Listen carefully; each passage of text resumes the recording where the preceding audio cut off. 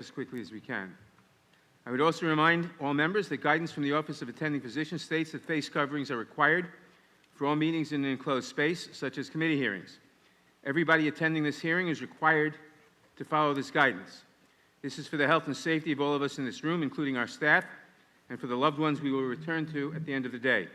I expect all members on both sides of the aisle to wear a mask, except when you are speaking. I will now recognize myself for an opening statement. Mr. Chairman, point of Last parliamentary Friday, inquiry. without explanation, Attorney General Bill Barr announced that Jeffrey Berman, the United States Attorney for the Southern District of New York, was, quote, stepping down, unquote. This was, of course, untrue. Mr. Berman had not resigned. In a statement, Mr. Berman made clear that he had no intention of resigning and every intention of moving forward with his work without delay or interruption. He emphasized that point. He wanted to stay on the job to ensure that his work would continue unimpeded. In order to understand the stakes in this standoff, it is important to note that the work of Mr. Berman's office has included a number of criminal investigations aimed at individuals close to President Trump. Among them, the President's attorney, Michael Cohen, the President's inaugural committee, and Rudy Giuliani, the President's current counsel, campaign advisor, and direct line to Kiev. On Saturday, Mr. Barr attempted to fire Mr. Berman directly. Even then, Mr. Berman resisted. Only when he was certain that his deputy, a qualified career prosecutor, would take his place as acting U.S. Attorney, did he relent and step aside. So what are we to make of these events? If this had been an isolated incident, if the Attorney General had simply misjudged the situation and thought that Mr. Berman would go quietly, then we might chalk up this episode to simple miscommunication and incompetence. But make no mistake, this was not an isolated incident. The effort to remove Mr. Berman is part of a clear and dangerous pattern of conduct that began when Mr. Barr took office and continues to this day. Mr. Barr's actions make clear that in his Department of Justice, the President's allies get special treatment.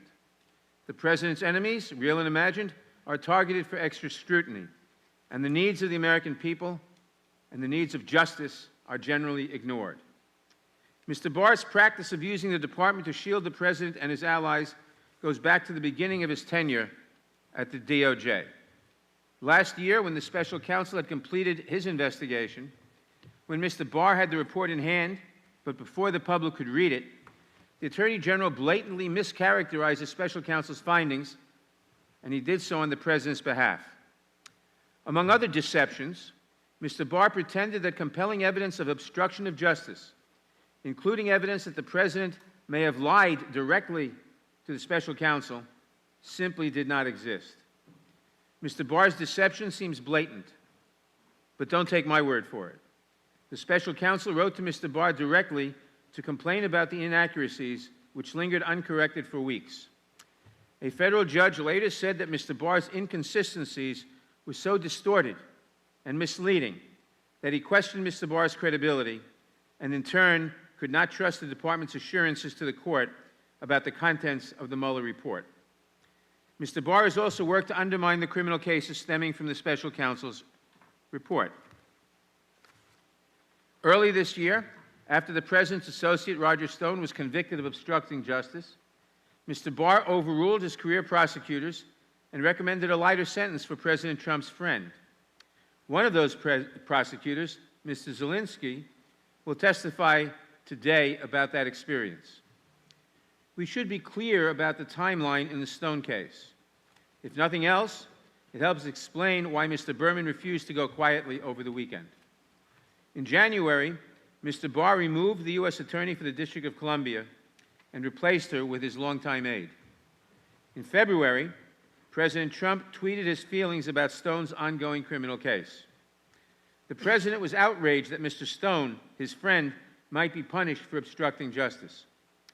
Quickly thereafter, Mr. Barr reached into the case, overruled his prosecutors, and submitted a wildly lenient sentencing recommendation for Mr. Stone. All four prosecutors involved in the case, including Mr. Zelensky, immediately withdrew. The next day, President Trump tweeted his congratulations to Mr. Barr. The Stone case wasn't an isolated incident either. In May, Mr. Barr abruptly reversed course on the prosecution of Michael Flynn, the President's former national security advisor, who pled guilty to lying to the FBI about his conversations with the Russian ambassador. Once again, the President tweeted his feelings about the case. Once again, Mr. Barr reached into the proceedings, overruled his career prosecutors, misrepresented statements by department officials, and asked the court to dismiss the charges against Mr. Flynn. And once again, the President tweeted his delight at the outcome. Former federal judge John Gleeson, appointed by the court to account for Mr. Barr's unprecedented motion to dismiss the case against Mr. Flynn, argued that, quote, the facts surrounding the filing of the government's motion constitute clear evidence of gross prosecutorial abuse. They reveal an unconvincing effort to disguise as legitimate a decision to dismiss that is based solely on the fact that Flynn is a political ally of President Trump. Judge Gleeson was not alone. Days after Mr. Barr insisted on dropping charges against Mr. Flynn, almost 2,000 former FBI agents and Department of Justice officials wrote an open letter calling for the Attorney General's resignation. Now, my Republican colleagues may try to explain these incidents away. They may tell you that Barr's attempts to fire Berman were harmless, that Flynn and Stone should be excused for their crimes, and that Mr. Barr's extraordinary attempts to protect the President from criminal liability are necessary to correct for a vast conspiracy at the Justice Department. Those excuses ring hollow. There is injustice at the Justice Department, ladies and gentlemen, as there is extensive injustice in our justice system nationwide. We have rightly focused on one major aspect of that injustice in recent weeks, since the murder of George Floyd at the hands of law enforcement officers. But as we prepare to address that injustice on the House floor, in the single largest and most sweeping package of police reforms in our country's history, I cannot help but notice that the members who tend to shout loudest about hoaxes and witch hunts also stand in opposition to these common-sense reforms. Ask yourselves, what are you saying to the American people when your commitment to justice means that you will stand up for Flynn and Stone and Barr, but go no further? No, Mr. Barr's work at the Department of Justice has nothing to do with correcting injustice. He is the President's fixer. He has shown us that there is one set of rules for the President's friends and another set of rules for the rest of us. And to be clear, there are plenty of reasons to be angry with Attorney General Barr.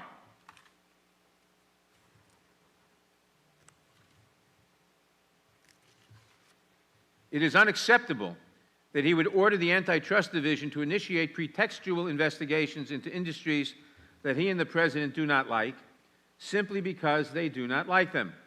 Mr. Elias will testify to that abuse today. It is dangerous and misguided for him to threaten frivolous litigation against state and local officials doing their best to contain the COVID-19 epidemic in their communities. It is simply irresponsible for him to do so in the total absence of guidance from the White House or leadership from the President.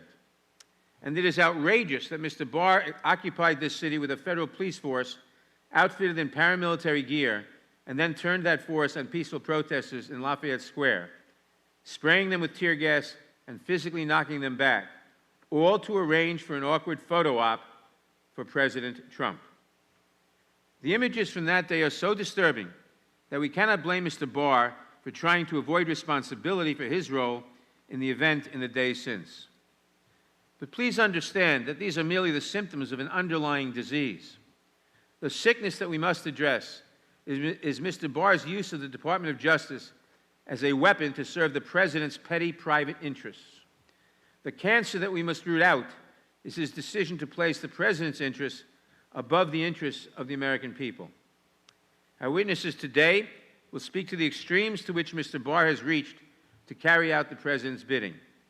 I am especially grateful to Mr. Elias and Mr. Zielinski, who are current department employees, for their bravery in appearing before the committee. This administration has a record of witness intimidation, and I have no doubt that they will try to exact a price for your testimony. But you are patriots, and you have done your duty here today. It gives me hope for what may come at the Department of Justice when Bill Barr is finally removed. I I thank the witnesses for being here today, and I look forward to your testimony. I now recognize the ranking member of the Judiciary Committee, the gentleman from Ohio, Mr. Jordan, for his opening statement. Thank you, Mr. Chairman. The Barr Justice Department is about correcting injustice. I mean, the very day, you almost have to laugh at this, the very day you have a hearing going after the Barr Justice Department and alleging that there's politics involved there, the very day we get the order from the United States Court of Appeals.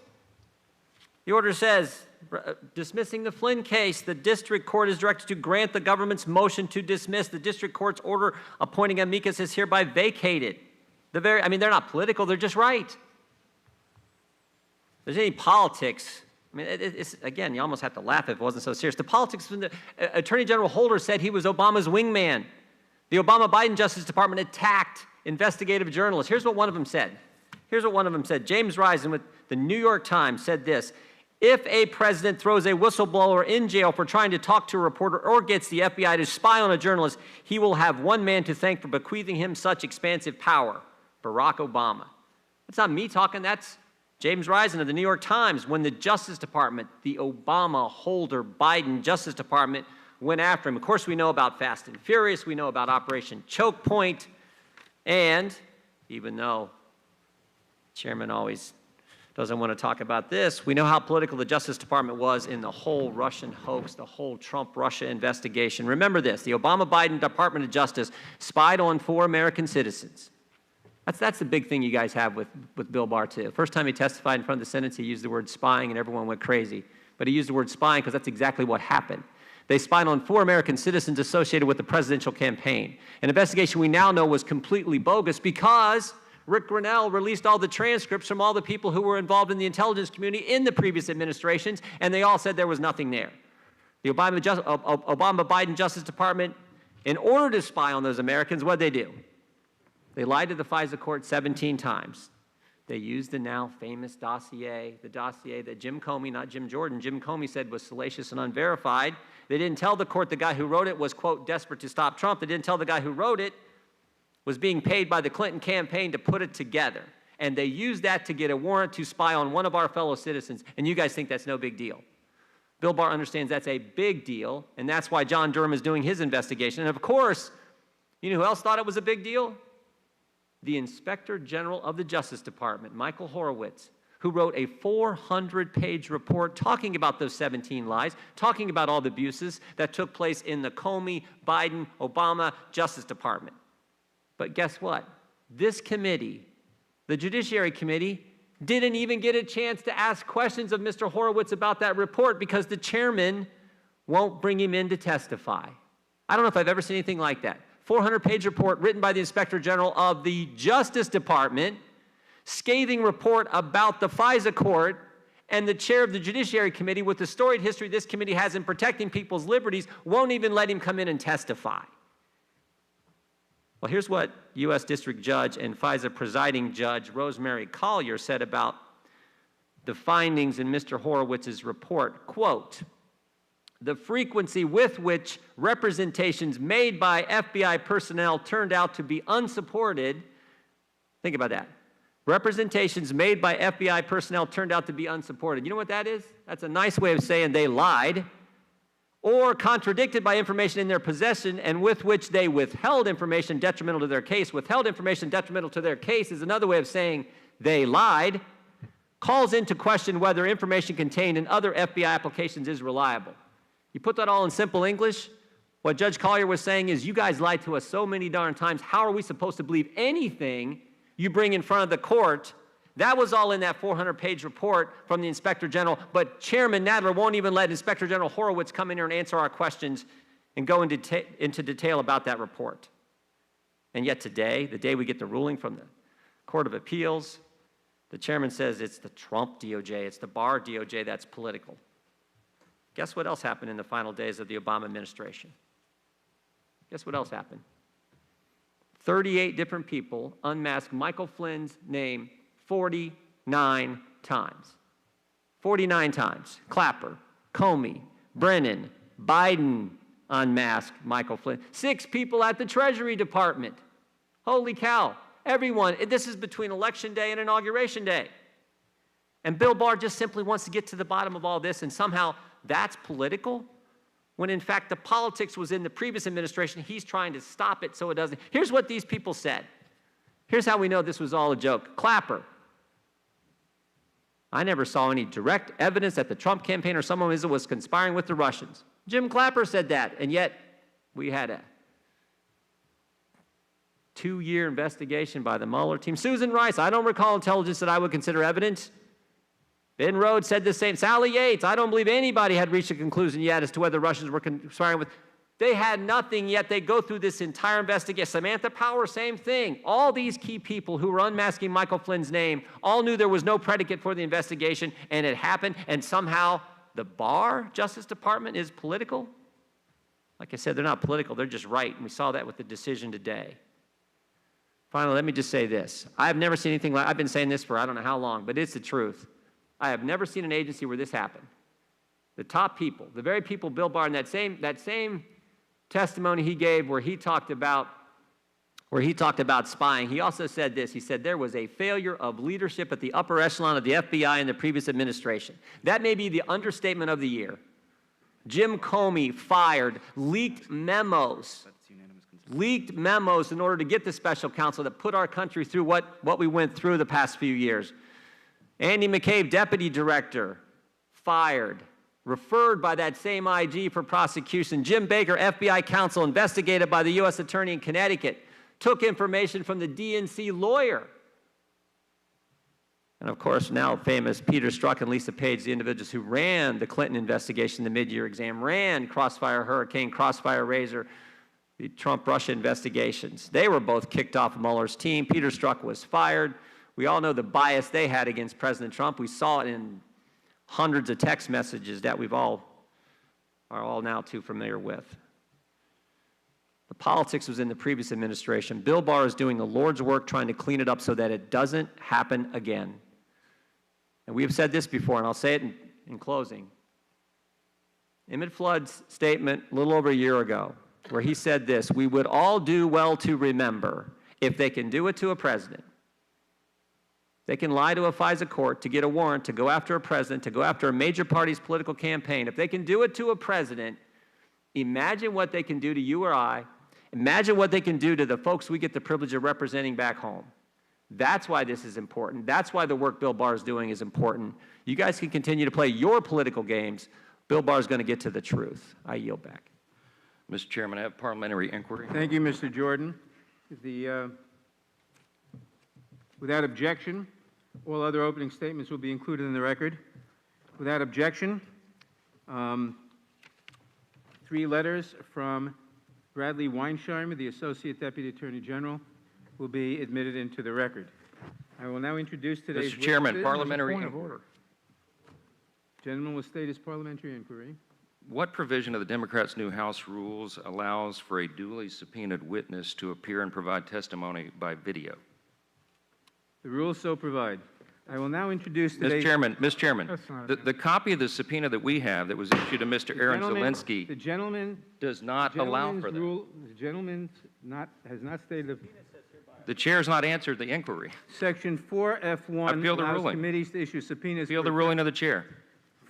We're not, the witnesses are not allowed to attend by video under the subpoena that the chairman issued. Section 4F1 of the rules of the House allows... House Resolution 965. Of the House Resolution 965 allows committees to issue subpoenas for return via remote participation. The subpoena reads, you are hereby commanded to be and appear before the committee. Gentleman will suspend. I will now introduce today's witnesses. Appeal the ruling of the chair, Mr. I Chairman. will now introduce today's Mr. Chairman. witnesses. Donald Iyer Mr. served Chairman, as you have- Deputy Attorney General under President George H.W. Bush. He joined the department as Mr. an Chairman, assistant you U.S. cannot attorney, simply go over a held point of order which number of has other been positions. repealed the ruling of the chair. And I'm speaking to you, gavel me down, but this is... Rules for don't 18 matter months. in here, apparently. 18 months, he's appealed the ruling of the chair. At least honor the parliamentary procedure. Wasn't It a is- ruling. There was a ruling. It was not... Point of order, I challenge the subpoena being issued that he can appear remotely. I make a point of order. That is not a cognizable point of I order. challenge the ruling of the chair. You cannot appeal a non... Just denied my point of order. I challenge the ruling of the chair. Donald Iyer served as Deputy Attorney General under Here we go again. I appealed the ruling of the chair on a point of order. You cannot overlook that. And Mr. Collins, you can't interrupt these proceedings, and the American people deserve to know the truth. There was no The ruling. This has nothing to do with the truth. This has to do with the ruling of There was committee. no ruling of the chair. I made a point of order. You ruled. That's a ruling. The point of order was not cognizable. Then I appeal the ruling of the chair on not recognizing the point of order. Ruling of the chair to appeal. Donald Iyer served as Deputy Chairman, Attorney could I General. just- Nothing changes around here. This is so ironic. Donald Iyer Mr. Chairman, could I served just as raise- Deputy Attorney General under President George H.W. Bush. He joined the department as an Assistant U.S. Attorney and held a number of other positions, including United States Attorney in the Eastern District of California and Principal Deputy Solicitor General under President Reagan. Previously, Mr. Iyer clerked for Justice William Rehnquist and Judge Malcolm Wilkie of the D.C. Circuit. After his career in public service, he was in private practice and has also taught extensively at law schools around the country. Mr. Iyer received his B.A. from Stanford University and his M.A. and J.D. from Harvard University. Aaron Zielinski is an Assistant U.S. Attorney for the District of Maryland. Previously, Mr. Zielinski served as a Special Assistant United States Attorney in the District of Columbia, as an Assistant Special Counsel in Special Counsel Robert Mueller's office, and a Special Assistant to the Legal Advisor in the State Department. Previously, Mr. Zielinski clerked for Justice Kennedy before his retirement from the Supreme Court, and for Justice John Paul Stevens after his retirement, as well as for Judge Thomas Griffith on the D.C. Circuit. Mr. Zielinski received his J.D. and B.A. from Yale University. I note for the record that pursuant to Section 4C6 of House Resolution 965, Mr. Zielinski's personal counsel is participating in this hearing on the WebEx software platform. John Elias is a trial attorney in the Antitrust Division of the Department of Justice. Since joining the department in 2006, he has served in a variety of roles, including acting chief of staff of the Antitrust Division. In 2015, following a detail to the White House's Presidential Personnel Office, he joined the Office of the Associate Attorney General, where he served for various periods as counsel, chief of staff, and deputy associate attorney general. Mr. Elias received his J.D. from Stanford Law School and his B.A. from Yale University. The Honorable Michael Mukasey served as the United States Attorney General from November 2007 to January 2009 under President George W. Bush. Prior to his service as Attorney General, he served as a judge in the Southern District of New York, becoming Chief Judge in 2000. Previously, he served as an Assistant United States Attorney for the Southern District of New York. He is currently in private practice. Judge Mukasey received his law degree from Yale University and his B.A. from Columbia College. We welcome all of our distinguished witnesses and we thank them for their participation. Now, if you would please rise, I will begin by swearing you in. Do you swear or affirm under penalty of perjury that the testimony you're about to give is true and correct to the best of your knowledge, information, and belief, so help you God? Let the record show the witness has answered in the affirmative. Thank you, and please be seated. And let me extend a special welcome to Judge Mukasey, whom I well remember from our... Mr. Chairman, could we get a vocal from Mr. Zielinski? All we could see was his hand up. Well remember from our dinners at... I guess not. Ramaz. Please note that each of your written statements will be entered into the record in its entirety. Accordingly, I ask that you summarize your testimony in 5 minutes. To help you stay within that time, for those witnesses testifying in person, there is a timing light on your table. When the light switches from green to yellow, you have 1 minute to conclude your testimony. When the light turns red, it signals your 5 minutes have expired. For Mr. Zielinski, there is a timer on your screen to help you keep track of time. Mr. Iyer, you may begin. Yeah, your mic. Good afternoon, Chairman Nadler, Ranking Member Jordan, and members of the committee. Thank you very much for inviting me to appear today. I was privileged to serve in the Department of Justice under 2 Republican and 1 Democratic president, and I am here because I believe that William Barr poses the greatest threat in my lifetime to our rule of law and to public trust in it. That is because he does not believe in its core principle, that no person is above the law. Instead, since taking office, he has worked to advance his lifelong conviction that the president should hold virtually autocratic powers. That includes immunity from nearly all checks and balances and being able to accord special treatment to himself and his friends. The system that Barr is working to tear down was put in place in the aftermath of the Watergate scandals, which involved extensive government corruption and caused a widespread loss of trust. After Nixon resigned, President Ford's Attorney General Edward Levy acted swiftly to restore trust by supporting reforms to prevent such abuses. These included statutes like FISA, the First Inspector General Act, expansion of FOIA, and the Whistleblower Protection Act. Levy knew that public trust ultimately depended on people believing that ours is a government of laws and not men, in which no person is above the law. That had special significance for the Department of Justice, whose work he saw imbued with a judicial nature. Its awesome powers demanded transparent and orderly decision-making processes subject to review at multiple levels and free from improper personal considerations or political interference. Levy emphasized the critical role of a dedicated professional staff who would bring zeal and determination and a great concern for fairness and impartiality. This vision has been an inspiration to generations of department lawyers. Bill Barr's service since last February has been a root and branch attack on Edward Levy's vision and reforms, indeed on the very idea that no person is above the law. Barr has sought to give the President nearly unlimited powers by negating or overriding many independent processes that operate as important checks on executive branch action. Here are some of the things that he has done. He has worked to defeat any meaningful oversight, either by Congress or by review in the courts, through litigation, legal opinions, and his own speeches. He has himself refused multiple times to show up in response to requests to appear before Congress. He has worked to undermine Congress's appropriation power by litigating the President's right to divert funds to pay for his border wall, which Congress refused repeatedly to fund. He has regularly undermined the authority of independent decision-making processes and career professionals whose disinterested integrity Levy saw as a key element justifying public trust. He has done this by his own statements, such as last March when he publicly whitewashed the Mueller report's extensive findings on obstruction of justice, and last December when he publicly contradicted key conclusions reached by Inspector General Horowitz in his FBI election interference probe. Both times, Barr's intervention vocally reaffirmed positions advanced regularly in presidential tweets. He has also done it by enlisting various political cronies to review and reverse decisions of experienced career attorneys, or by simply replacing them in handling matters of personal interest to the President.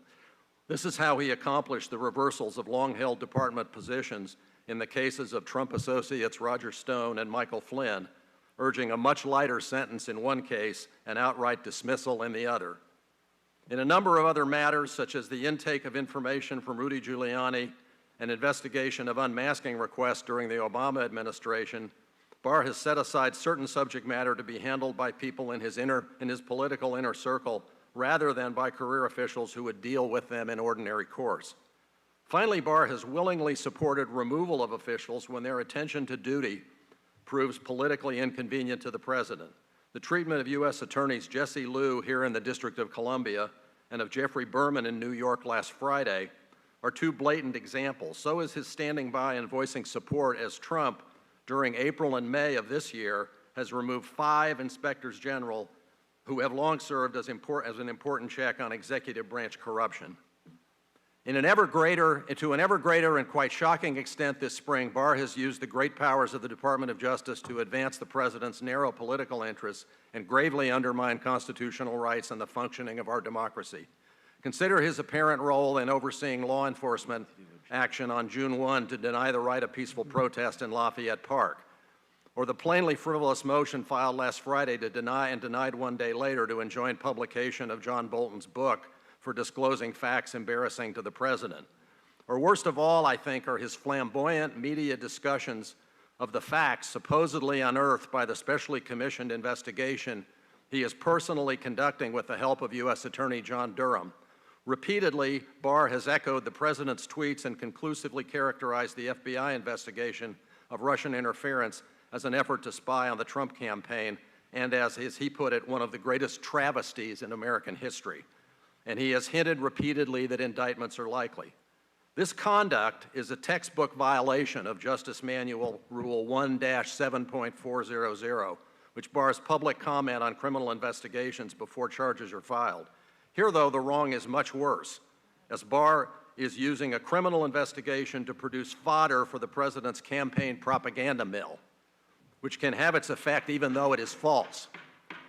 This conduct in particular gives cause for great concern about what Barr may do next. Just another 30 seconds. In closing, it needs to be said that Bill Barr does regularly lie in ways that impact official action.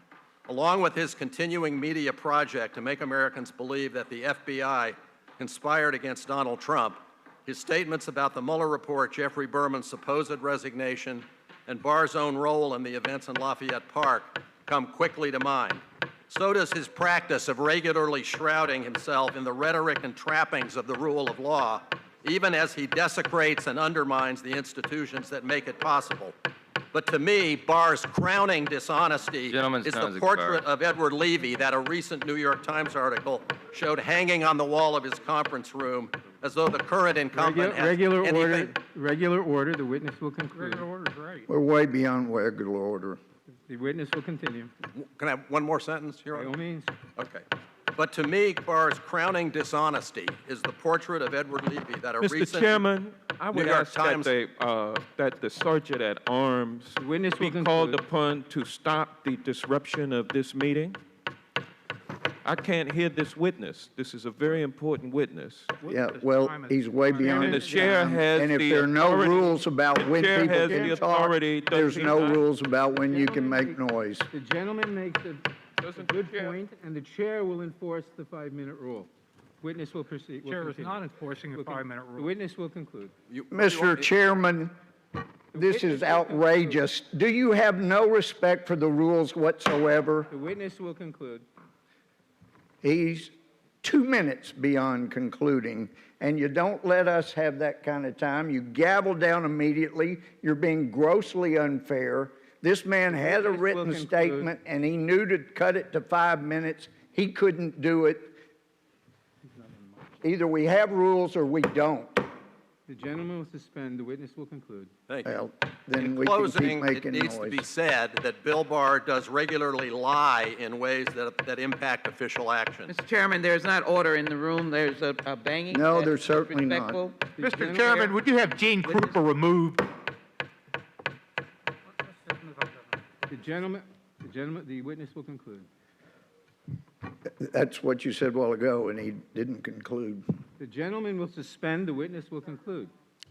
So I guess the last thing I want to sum up with, I've said all the rest of this, but the last point I'd like to make is that I think his crowning dishonesty in the face of what he is doing to the Justice Department is the picture that I saw in the New York Times a few weeks ago, a portrait of Edward Levy on the wall of his conference room, as though the current incumbent has anything but disdain for the beliefs and achievements of his predecessor. Thank you, Your Honor. Thank you. Mr. Chairman, I have a parliamentary inquiry. Gentleman will state his parliamentary inquiry. Is it not appropriate for the chair to exercise discretion in extending the 5-minute rule as the chair sees fit? It certainly is appropriate. And is it authorized under the rules of this committee? It certainly is authorized under the rules of this committee. Well, then, cannot the chair call in the sergeant at arms to maintain order when a member of this panel is out of order and disrupts the We'll move meeting? on to the next witness. Parliamentary inquiry, Mr. Chairman. Mr. Elias. Parliamentary inquiry, Mr. Chairman. Mr. Elias. Parliamentary inquiry, Mr. Chairman. Mr. Elias. Parliamentary point of order, Mr. Chairman. There is no point of order. How do you know I've not said one? Here we go The again. gentleman is completely out of order, Mr. The Chairman. gentleman will state his point of order. Point of order is according to the House rules, a House chairman cannot capriciously determine the 5-minute rule at the whim of what he wants. It has to be fairly and impartially applied. That is the spirit of the House rules, and that is not what has happened. You'll apply it fairly? We are applying the 5-minute rule as provided by the House rules. So you're ruling on my point of order? The gentleman has not stated the point of order. I did say the point of order. I stated the point of order is the rules are being violated by a capricious chairman who is not following the rules of the House by arbitrarily deciding when the 5-minute rule will be applied and when it will not be applied. You have not stated a cognizable point of order. The chairman has discretion. Mr. Chairman, you've not stated a recognizable way of running a committee in 18 months. So, I mean, Gentlemen, let's determine it. the gentleman will suspend. The gentleman has not stated a recognizable point of order. Mr. Elias. I did earlier, and you blow over it. The gentleman will suspend. Mr. Elias. Good afternoon, Mr. Chairman, Ranking Member Jordan, and members of the committee. My name is John Elias, and I am a career attorney with the Department of Justice. I joined the department in 2006, and over the past 14 years, I have served under 6 attorneys general and 3 presidents. I've spent my entire legal career at the department. Although I am a current department attorney, my testimony is personal and does not represent the views of the department. Throughout my career in federal service, I have been taught to do the right thing for the right reasons in the right way.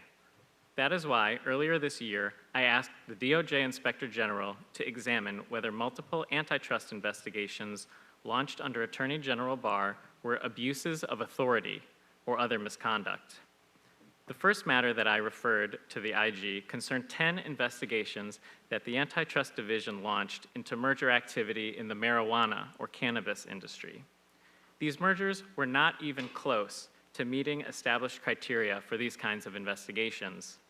And yet, these cannabis investigations accounted for a full 29% of the division's full review investigations last fiscal year. For context, these kinds of investigations are rare. On average, only 1% to 2% of the thousands of transactions that come before the division each year get a full review. In the first of the cannabis investigations, the merger of MedMen and PharmaCann, career attorneys examined the proposed deal and determined that the transaction called for no further antitrust review. Staff reached this conclusion using the criteria under the horizontal merger guidelines that have guided the division for decades. However, on March 5th, 2019, Attorney General Barr called the Antitrust Division leadership to his office and ordered the division to proceed with a full investigation. The division staff complied, issuing burdensome 15-page subpoenas that compelled production of 1.3 million documents from 40 personnel, all at great expense to the companies. Although the division ultimately found no evidence of antitrust problems, the companies abandoned the merger, citing delays in regulatory approval. The Antitrust Division went on to conduct similar investigations of 9 other mergers in the cannabis industry. Division staff continued to document at the outset the lack of any bona fide antitrust issues. In some cases, the companies operated in completely different geographies and did not compete at all. Nonetheless, the division continued to issue subpoenas and compel productions of millions of documents from these businesses.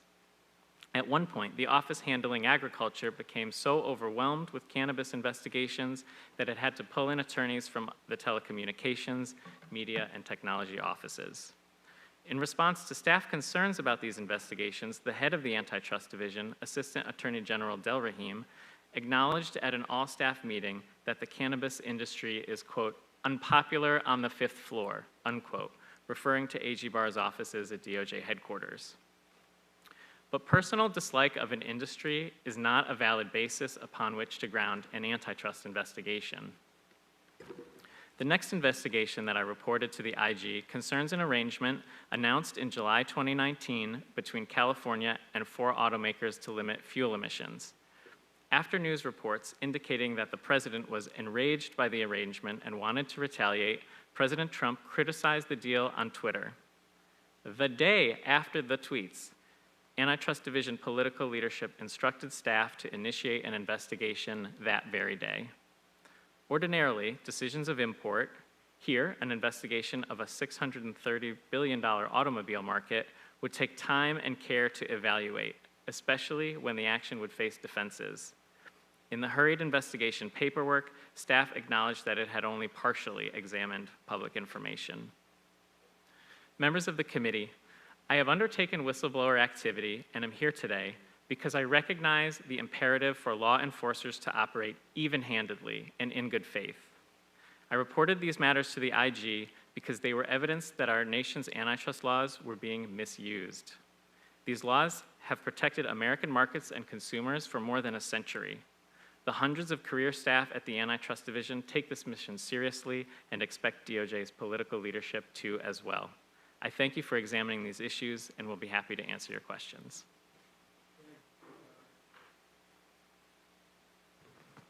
Thank you. Attorney General Mukasey.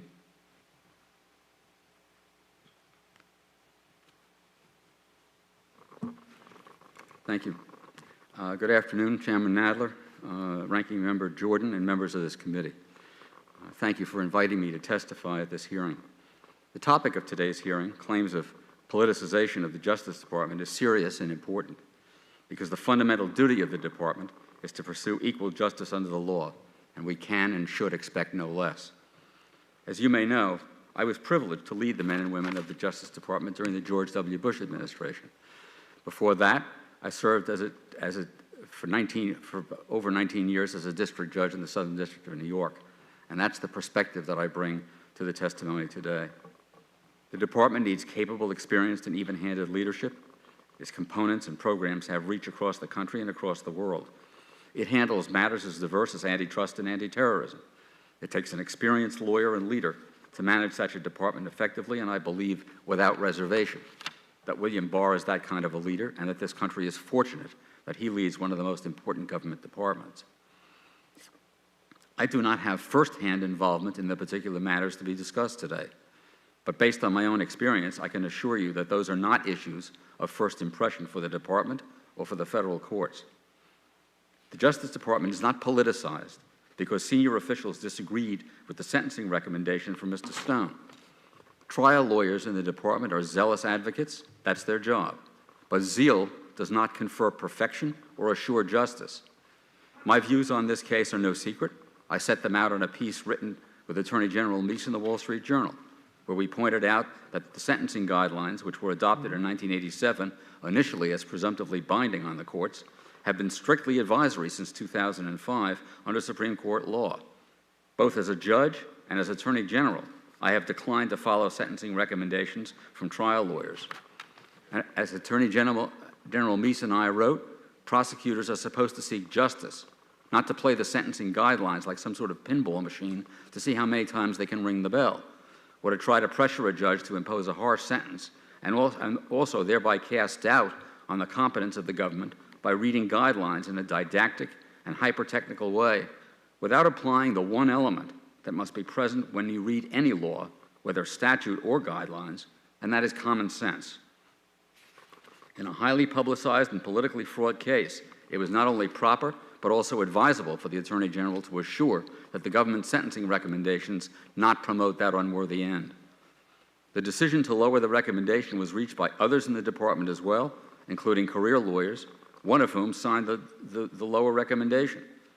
Attorney General Barr said publicly that he believed Mr. Stone's prosecution was warranted, and that with his conviction that a jail sentence was warranted, and that the jail sentence imposed by the judge was appropriate. I believe the trial judge agreed with the initial sentence, that the initial sentencing recommendation was overly harsh, as her sentence reflects. The Justice Department is not politicized because prosecutors dropped charges against General Flynn. In fact, as you heard this morning, the D.C. Circuit issued a writ of mandamus directing that prosecution stop.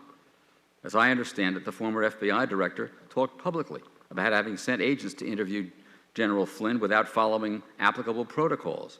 And not using proper protocols wasn't simply a delicate problem of etiquette, like using the fish fork instead of the salad fork. It followed the deputy director's assurance to General Flynn that he need not have a lawyer present, and having agents base their investigation on a potential violation of a law, the Logan Act, that has never been prosecuted successfully since its adoption in the 18th century, is probably unconstitutional, and that no rational person would apply to a potential national security advisor in any event. And this morning we saw documents showing that theory was discussed on January 4, 2017 at a meeting in the Oval Office, which is to say the interview was a pretext for getting General Flynn, as one senior FBI official put it, to either lie or admit to something that could have him fired. The duty of the department is to do justice, and that does not end after a guilty plea, particularly when that plea is procured with a threat to prosecute the defendant's son, that is concealed from the court and the probation department so that it would not have to be disclosed to future defendants against whom General Flynn might testify. That is a particularly gag-inducing feature of this episode to me as a former district judge, that was being kept from the court. It is not unheard of for a prosecution to be dropped even after a guilty plea following the disclosure of new information that shows continued prosecution would be a miscarriage of justice.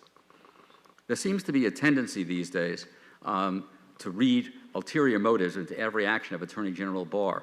As Attorney General Meese and I noted in our article, it's helpful to consider a few data points from Attorney General Barr's tenure. First, despite his own skepticism about aspect of Special Counsel Robert Mueller's investigation, he allowed that investigation to run its course.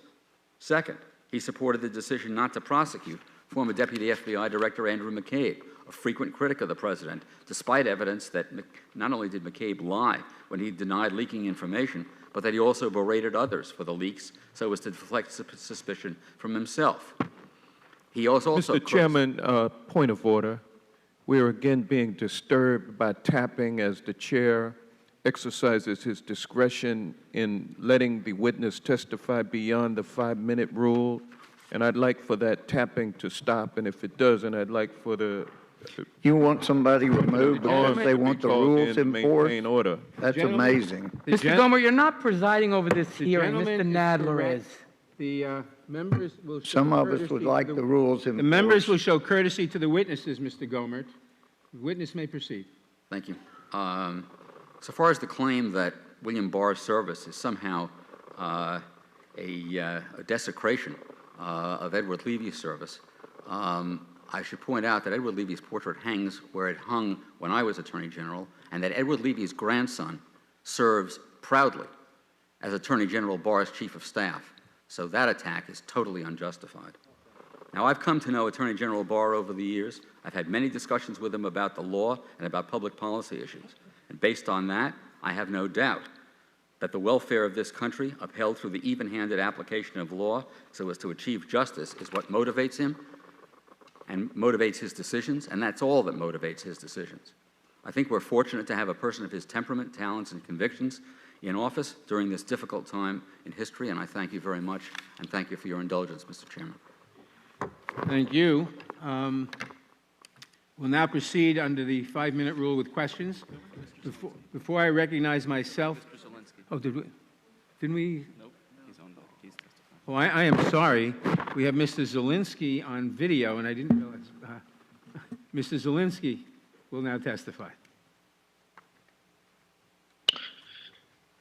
Good afternoon, Chairman Nadler, Ranking Member Jordan, and members of the committee. In response to your subpoena, I'm here today to testify about United States versus Roger Stone. I apologize for not appearing before you in person, and I thank the committee for allowing me to appear remotely today. For family reasons, I should not risk infection. As the chairman mentioned, I'm privileged to serve as an assistant United States attorney, a nonpartisan career prosecutor. Our job is to see that justice is done in every case, without fear or favor, without party or politics. It's unusual for a prosecutor like myself to testify about a criminal case, and as outlined further in my written remarks, there may be reasons why my testimony will therefore be limited in some respects. The Department of Justice has cleared me today to discuss matters related to the Roger Stone sentencing. Let me now turn to the Stone case.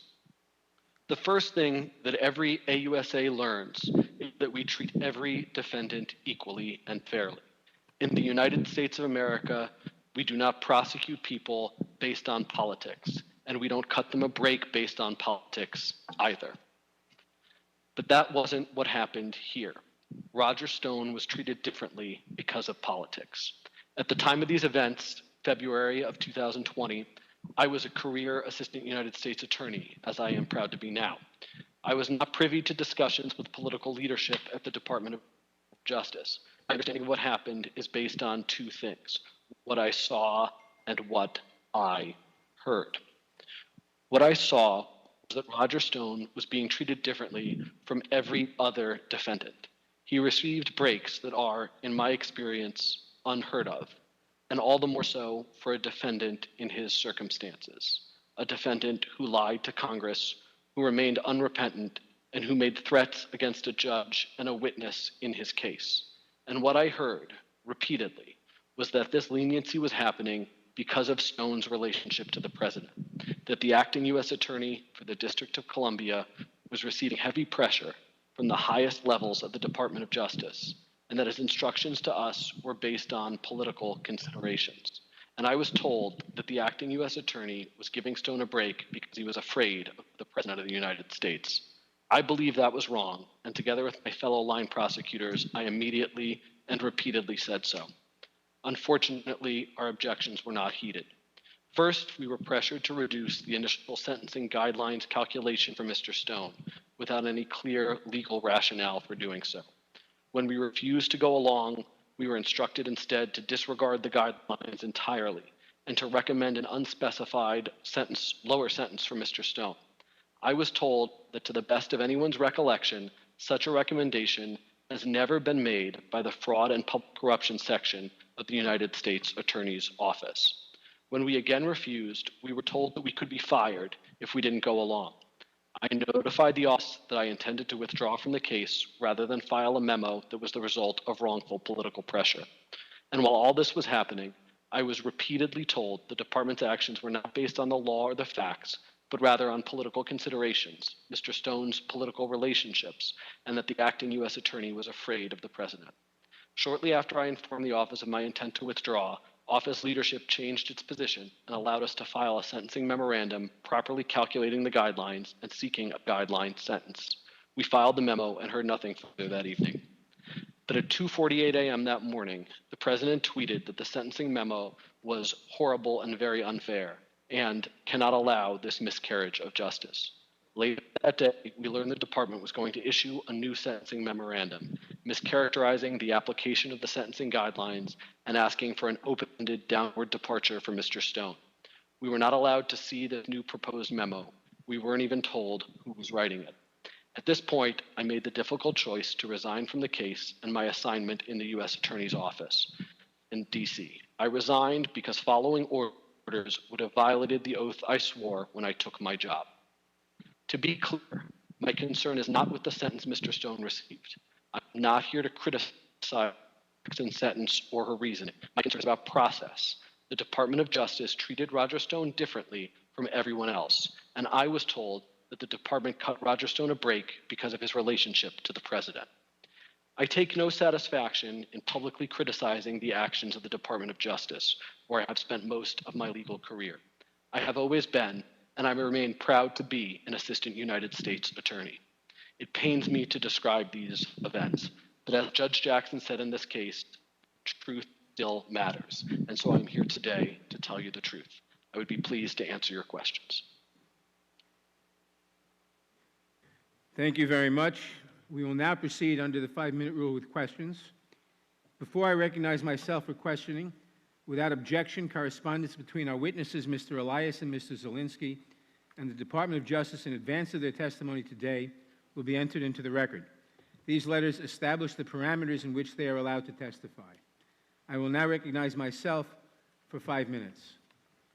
Mr. Zielinski, you recommended a sentence of 7 to 9 years in prison for Roger Stone's felony crimes.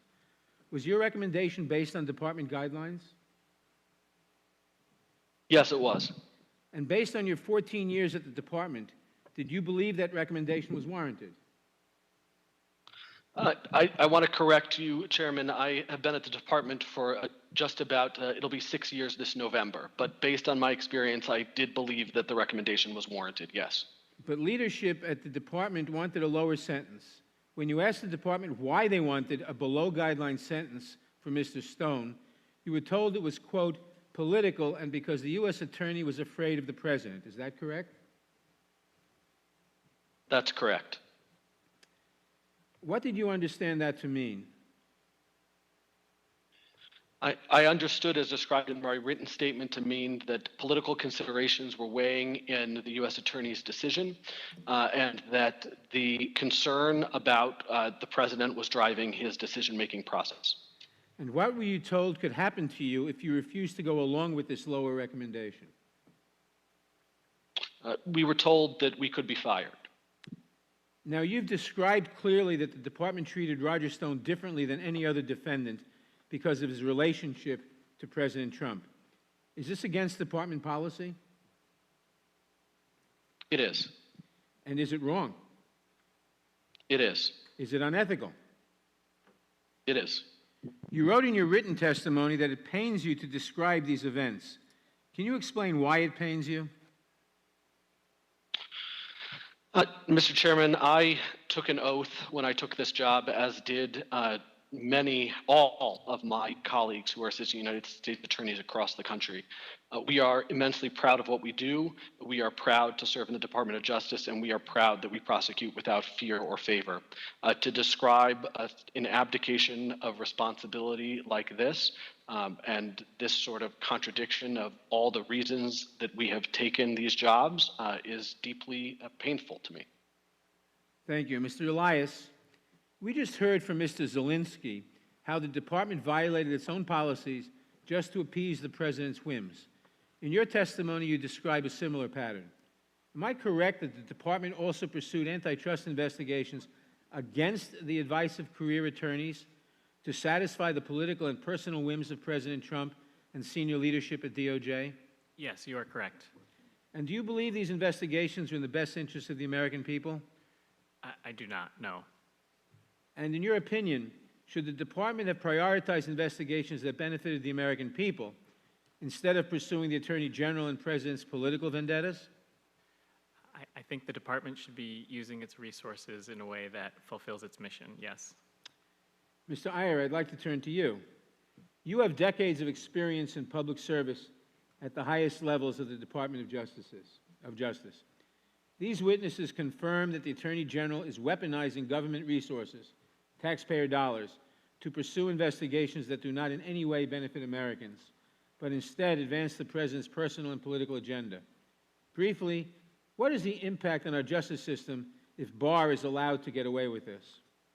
Well, let me just correct one thing. I don't really have decades. I really had a little over 1 decade, but nonetheless, to answer your question, I think the problem is that there's a finite number of resources to be spent to advance a whole lot of areas of our justice system. And so you're throwing money away, that's the first thing. But the more important thing is that by channeling enforcement efforts into inappropriate targets for the purpose, in some cases, of harassing people, which I think is often what we're dealing with, and also for channeling resources and spending time trying to give a special deal to other people, you're not only wasting money, but you're totally undermining public trust in the system.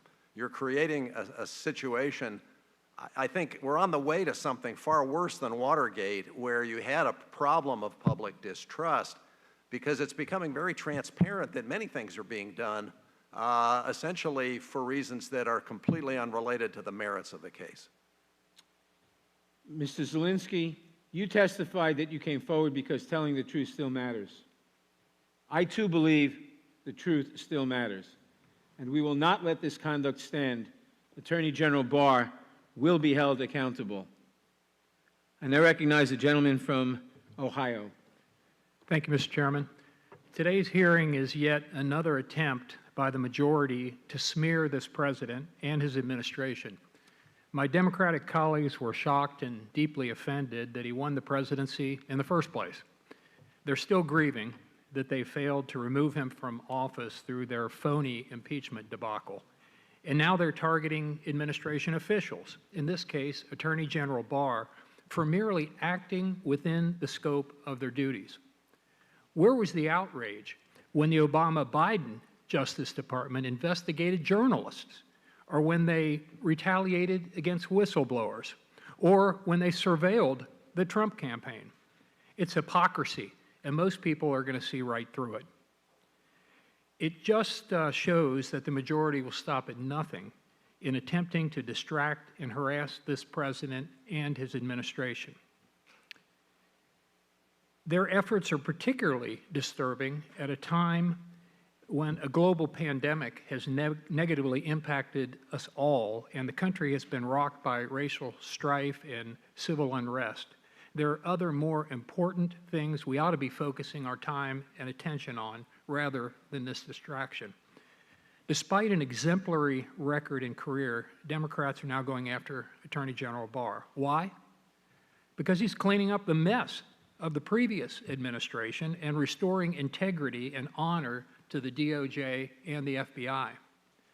Now, speaking about messes, from the previous administration, Hillary's funding of the Steele dossier and the FISA scandal led to the Mueller investigation and the waste of a whole lot of our time and taxpayer dollars. Now, Mr. Zelensky, you were part of that Mueller team, weren't you? I was. And that supposedly unbiased team of 17 attorneys consisted of 13 Democrats. That doesn't sound very unbiased to me. Does it to you? I would disagree with the premise of your question. We are, as I said, career professionals. Prosecutors do our job, and we do it regardless of party or politics. But it was And we did 13 then, and we do Democrats. it now. 13 Democrats out of 17. There's been public reporting to that effect. All right, thank you. Former Deputy Attorney General Rod Rosenstein, your boss, I believe, testified before the Senate recently that he wished Mueller had chosen a, quote, more politically diverse group. Don't you think he has a point? I don't think it would be appropriate to choose any prosecutor based on their politics, and that is not what the special counsel did in that circumstance. In fact, if anything, if the special counsel had tried to weigh the politics of the prosecutors when he was choosing them, that would have been far more deeply problematic than what he did, which is I guess it hiring was just professionals to do their job. Coincidental 13 out of 17. Something else I'd like to point out that I think clearly shows that there was indeed bias on the Mueller team was that as a group, they'd given $3,000 to Republican candidates in the past, but over $60,000, $62,000 to be exact, to Democrats, a 20-to-1 bias in one direction. Mr. Mukasey, let me turn to you if I can at this time. Do you believe that the Department of Justice under Attorney General Barr has become politicized, as my colleagues on the other side are alleging? As I said, I do not. Would you agree that Attorney General Barr has worked to root out politics, in fact, and bring transparency back to the department? I think he has bent every effort to try to run the department the way it should be run and to conduct investigations on the merits. Do you believe that Attorney General Barr makes decisions based upon political calculations or upon the relevant facts and law? I believe he makes decisions based on the relevant facts and the law, and that if he made decisions based on political calculations, he would not have made the decisions that I alluded to in the last part of my remarks. Absolutely. I completely agree with you. I'm almost out of time, so let me conclude with this. Mr. Chairman, this hearing is just another sad attempt by you and the majority to attack this administration, specifically the Attorney General, unfairly. And it's a shame. Because there's so much other important work that we should be engaged in order to unite this nation, not to further tear us apart.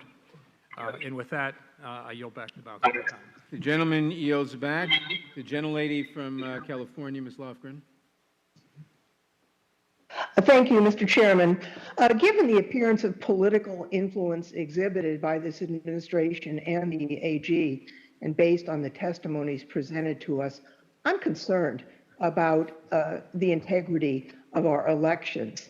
In February, the Attorney General issued a memo outlining restrictions and policies for campaign-related investigations. I'd like to make a copy of that memo available in the record. Now, in part, the memo requires that no investigation may be opened or initiated of a declared candidate for president or vice president, et cetera, absent written approval of the Attorney General. This is a departure from previous campaign investigation protocol. And having heard from witnesses today about the significant political influence affecting the Department of Justice, this at the very least raises the specter that decisions to investigate presidential campaigns could be politically motivated. Mr. Iyer, does the appearance of political influence over investigations into presidential campaigns raised by this memo concern you? It does, and it's one of a number of things that does. Obviously, the election is upcoming, and it's a hugely important phase of our national life. And so the idea that we're not going to be handling possible investigations relating to the election, we're not going to be handling them in the ordinary course by even-handed professionals who are trained to do it, but we're going to have them handled in some special way, which I don't think we really know quite what it is. We know that it's a cadre of people that Mr. Barr has sort of set aside and said they'll handle this. This is only one of a number of areas where he has done this, and we know of some. I'm afraid there are others we don't, where whenever there's something sensitive, it essentially gets turned over to somebody that he can trust as opposed to someone who's a professional, trained, and even-handed in their handling of it.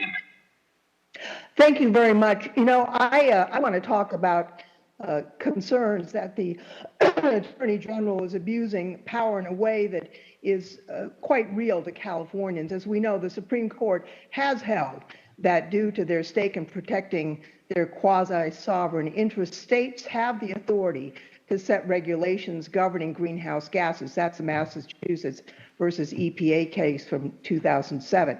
Now, California has applied for and received more than 100 clean air waivers over the past 50 years. None have been revoked.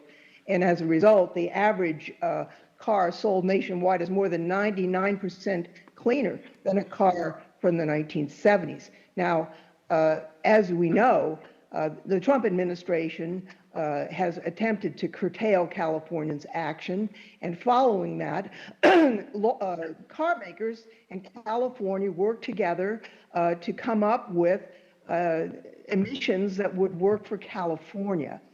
This is important. This isn't just arcane stuff. I mean, in the Central Valley of California, we have the highest asthma rate among children in the United States, and a lot of that is because of emissions on I-5 and I-90 and Highway 99. So when I saw this, the antitrust announcement, I thought he's just trying to scare these automakers, to let them know that they're going to have to spend a lot of money if they deal with California as the law permits them to do. Mr. Elias, the investigation initiated, was there any legitimate antitrust concern, or was it simply an effort by the administration to muscle the auto companies into not dealing with the state of California? So as I pointed out, the coincidence in time with the opening of the investigation was the day after the Trump tweets. I think staff had looked through some public resources, public laws, to see whether it might be permissible or not. And that kind of thing we do all the time and don't proceed to a formal full investigation. So to answer your question, no, I don't believe there was a proper basis to actually go forward with a formal investigation. Well, it looked to me that the department announced these investigations in really a bad faith manner after the president publicly threatened these companies for disagreeing with his own policies. This matters. It matters not in an arcane way or in an academic way. It matters to the lungs of the children of the state of California. And I think it's a direct example of how misconduct and political corruption in the Department of Justice has a direct adverse impact on the people of America, and most specifically, in this case, the people of California. I just like to note that I, too, was around during the Watergate matter, and I see some parallels, but actually, this is worse than Watergate, worse than Nixon. I see my time is up, Mr. Chairman, so I yield back. The gentlelady yields back. Mr. Gomer. This is incredible. Mr.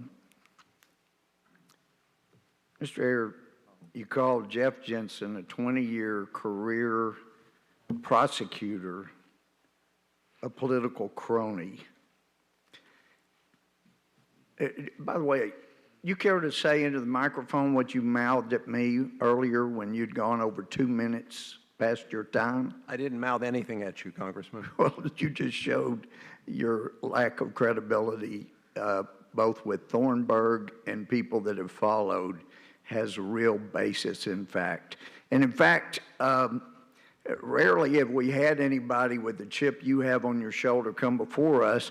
Thornburg said he believed that you were really never around.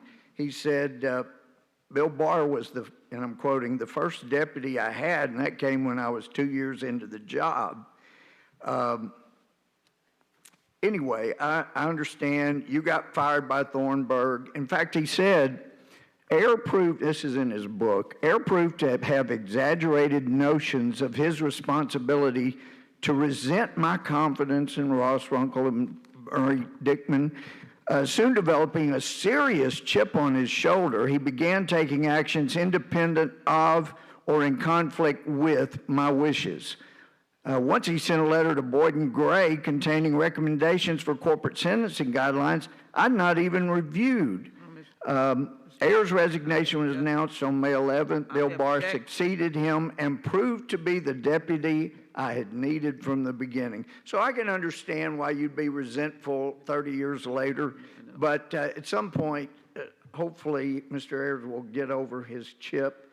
And the fact that Mr. Zielinski, I was going to ask him questions, but, and I understand family matters, and by the way, I'm grateful to my wife for sticking with me for 42 years today, and there are family matters. Yeah, she's a lot more fair than we're getting around here, but so 42 years.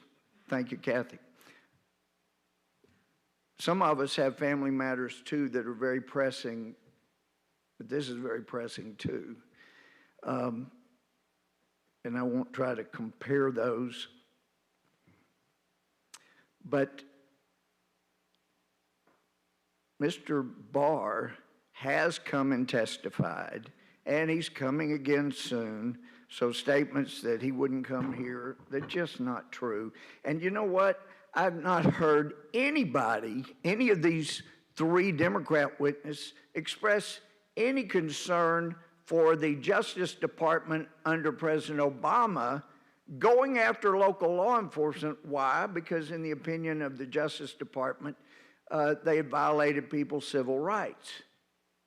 And A.G. Barr had that same concern, that people's civil rights were being violated by governors or local authorities.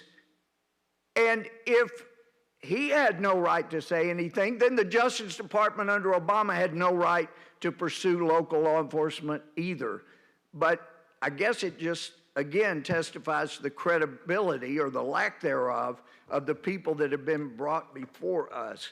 It is absolutely incredible that people could come in here and after the Justice Department, the FBI, including the FBI, Intel, top people, even DOD was paying Stephen Halper. All these people were involved in trying to prevent a Republican from becoming president, and these three witnesses don't have any problem whatsoever with that. History will not judge you kindly in the days ahead, whether we get to continue this little experiment in self-government or not, because you have been an accomplice after the fact to what has occurred in the Justice Department, and you are so biased you cannot even see it. So I don't have a lot of questions for people who don't have credibility, have chips on their shoulders. Mr. Elias, for heaven's sake, you come in here with your complaints. It's a shame we don't have a serious hearing. It's just a sideshow, and it ought to be called for what it is, and that's why I am. And if we're concerned about justice, we need to get after the people that created the injustice through the last administration. And I yield back. And Hank, I don't have any problem with you doing that if I see my The gentleman yields back. The gentlelady from Texas. Mr. Chairman, I know that we are not here to discuss personnel matters of the witnesses. Let me acknowledge, General, for your presence here today. McKaysey, we have certainly worked together in the past. Let me acknowledge our three witnesses, of whom each and every one of you are patriots, and I thank you for your service. I'm reminded of the time of the Department of Justice when those of us in the South, during the midst of the civil rights movement, looked to the DOJ for the relief of then the Assistant Attorney General for Civil Rights. Honest, straightforward, and dealing with not the crisis, but the bloodshed of the South in the midst of fighting for freedom. They were a hand that we held on to. I am disappointed that we now face the circumstances of a drunken party gone wild. Sadly, the Department of Justice has gone wild. So I think it is important that we highlight and begin to move on correcting the wildness, the out of controlness, and begin to focus on standing up a Justice Department that works for the American people. We heard today from all of you about the effects of the President's politicization of his Justice Department for his own ends. My colleagues on the other side of the aisle would like to suggest that this is not true. They want to cover their ears to this injustice. So I'd ask them what Jonathan Kravis, a career prosecutor with a decade of experience, similar to some of you here today, asked in his recent op-ed, quote, "If the department truly acted because of good faith, commitments to legal positions, then where is the evidence of those commitments in other cases that do not involve friends of the president? Where are the narcotics cases in which the department has filed a sentencing memorandum overruling career prosecutors? Where are the other U.S. attorneys who wouldn't go quietly into the night?" And as Mr. Kravis wrote, there are none. All of the cases are political cases, friends of the president. Is that because the only case in the United States that warranted intervention by department leadership happened to involve friends of the president, or of course not? Is that because attorney generals regularly lie to the American people about U.S. attorney resigning, when in reality he is being pushed out for prosecuting the president's inner circle? Of course not. Remember the Attorney General Barr? It was the president that fired him. Remember the president saying, "I had nothing to do with it, I didn't know anything about it." What the Department of Justice is doing is an unprecedented erosion of our constitutional system. It has gone wild. My colleagues on the other side of the aisle have been refused to acknowledge the truth for a while. When asked about Lafayette Square, they said they didn't see it firsthand. It is never acceptable to turn a blind eye to injustice, and thousands of former officials are now coming out to speak truth to power. There are literally thousands of individuals across Republican, Democratic administrations. Over 2,000 who worked in the Department of Justice signed a letter. So it is a grave threat to fair administration in this nation.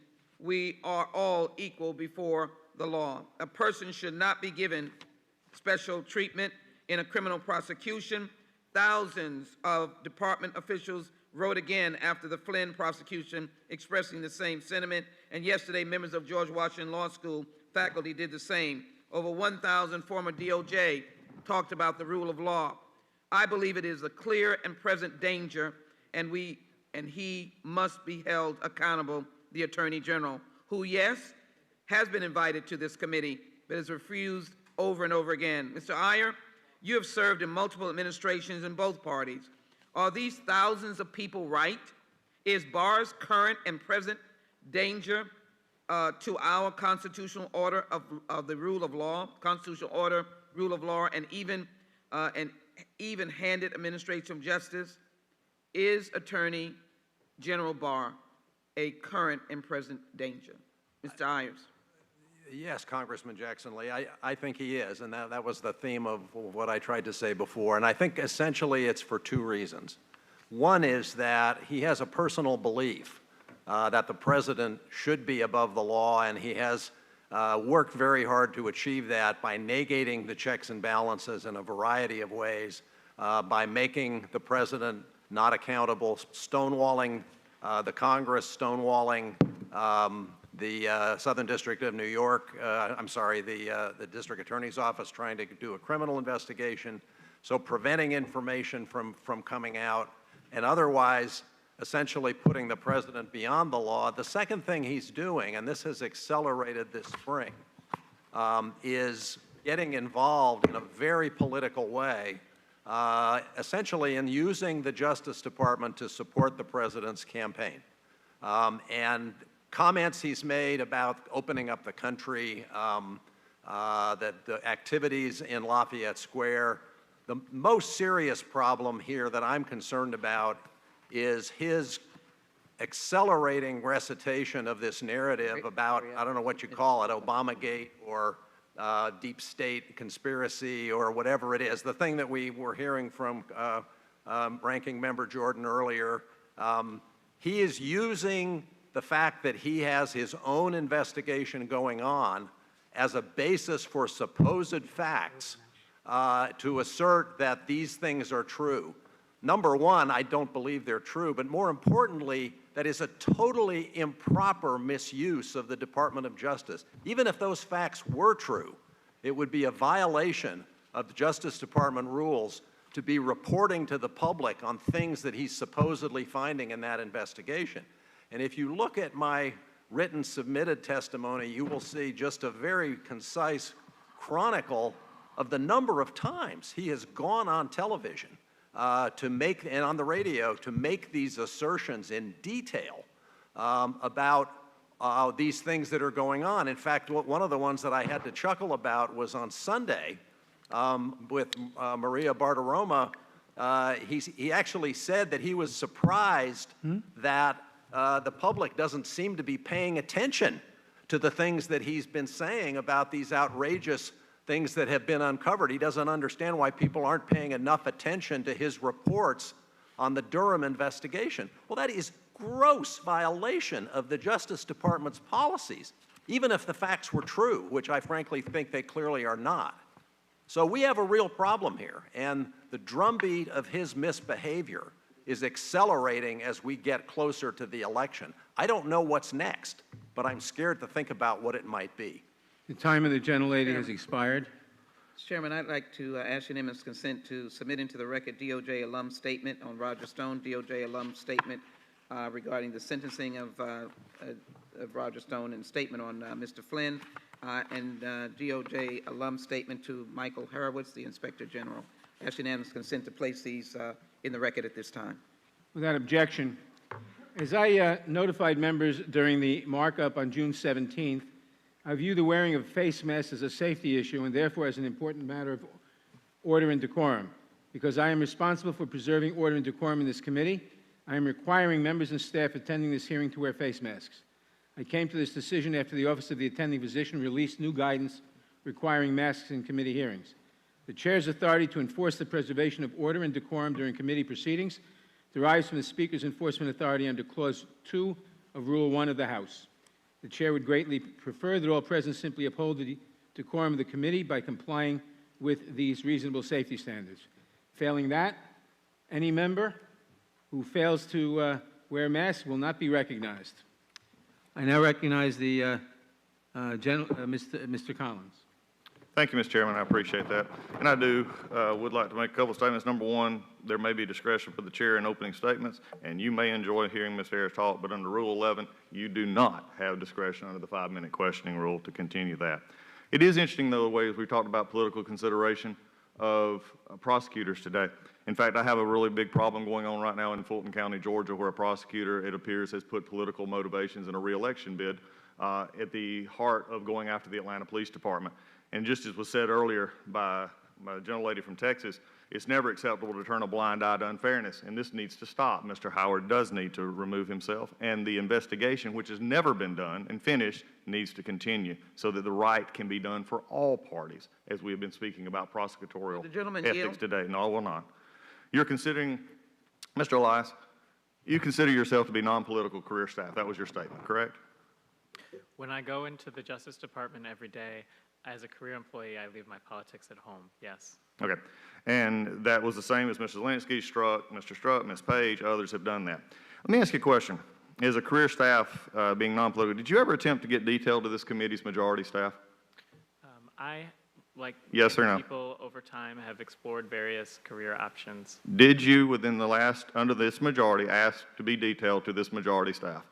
I had a very preliminary conversation with... So you did have a conversation?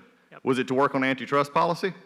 It was, yes. Okay, and as we have all sworn under oath here, in fact, did you not ask to be detailed the committee's work on oversight during impeachment? Is that not correct? Refresh your memory.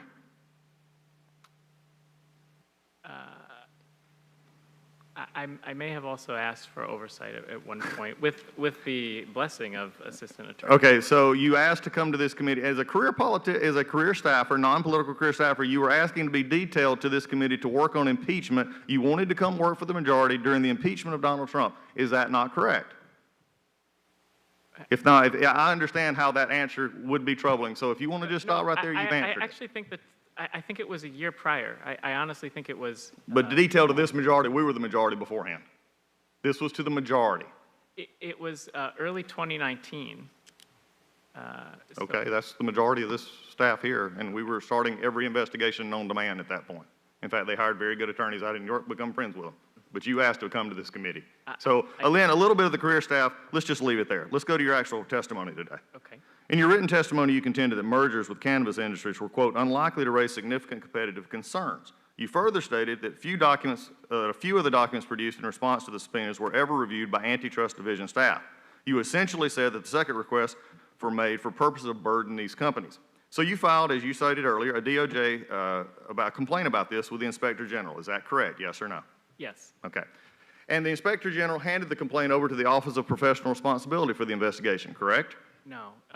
Excuse me? The Office of Special Counsel handed it to the Office of Professional Responsibility. So, but it was handed over and investigated. Is that not correct? That's correct. Okay. So, as you're reading, and that is fine, you can give your half of the story. Continuing on, the letter of the Office of Professional Responsibility, the Office of Professional Responsibility indicated that they conducted a thorough review of your claims and concluded they were without merit.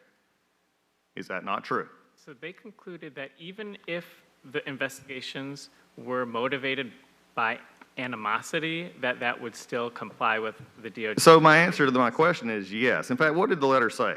It said, from the OPR, it reviewed the submissions from the Whistleblowers Council and ATR, conducted its own review of the relevant laws, regulations, rules, policies, guidelines governing the issuance of second request, and reviewed publicly available information concerning the cannabis industry.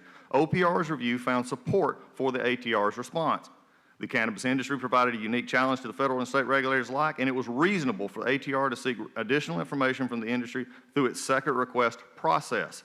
In addition, contrary to the whistleblowers' allegations, the documents provided by ATR reflect significant and successful negotiations among ATR and the cannabis companies concerning the narrowing of the scope of the second request. Furthermore, the internal memorandum recommending the closure of the investigations reflect that ATR staff conducted a significant amount of analysis regarding the competitive impact of the proposed mergers and often explained how the actions of state regulators offset competitive concerns, basically undercutting the very discussion that you had in your opening statement. The concern even goes on further, and this is an interesting one. You wrote in your written testimony that the cannabis industry, you instructed the staff, quote, were not instructed to conduct interviews of customers. And that marijuana is not a Schedule I drug, correct? Is it a Schedule I or not? I'm not sure exactly which schedule it's on, but it's on one of them, yes. You were part of an antitrust in marijuana and didn't know how it was scheduled? And then we've asked to be part of this committee. Mr. Elias, the credibility of this is going downhill quickly here. Mr. Chairman, I mean, at this point in time, I'm entering into the record the letter from the Office of Professional Responsibility, basically clearing anything that was done in DOJ. I ask that it be submitted into the record. Without objection. Without objection. I yield back. Mr. Chairman, if I could respond. The gentleman yields back. I want to note that Mr. Elias's political inclinations and job prospects obviously have absolutely no bearing on whether the serious allegations that he is making about the Attorney General are true. That is the subject of this hearing, and anything else is merely a personal attack and a distraction from the corruption he has uncovered at the department. It goes directly to intent of the witness. Why some members may want to change the subject, but I hope we will focus on the issue at hand. Mr. Cohen is recognized. Thank you, Mr. Chair. It's interesting how all these things kind of come together. Today, a 3-judge federal panel, District Court of Appeals here, said that the Flynn case could be dismissed. And the person that wrote that opinion was Judge Rayo. Judge Rayo had been at OIRA, the agency that reviews regulations and does what Trump likes best, which is jeopardize the safe air and water of the American public, and give in to industry and profits and pollution. And she did a good job of it. And the case she was most well known for was overriding President Obama's regulations on automobile exhaust. She became a judge a year ago. She said today, the district court's actions will result in specific harms to the exercise of the executive branch's exclusive prosecutorial power. If evidence comes to light calling into question the integrity or purpose of an underlying criminal investigation, the executive branch must have the authority to decide that further prosecution is not in the interest of justice. Well, I wonder, Judge Rayo, if who is supposed to look into the executive branch when what they do is not in the interest of justice. Well, it should have been Judge Rayo. It was one of the three judges, and maybe the full panel will review it. They should. The other way to do it is impeachment. Impeachment is the process by which, if the Justice Department and the executive branch are not pursuing the interest of justice, is the process left. And even if the ultimate trier, the Senate, is impotent to see the truth and to exercise discretion in keeping with the American public and with the rule of law, we should pursue impeachment of Bill Barr because he is raining terror on the rule of law. And it's questionable what he's doing.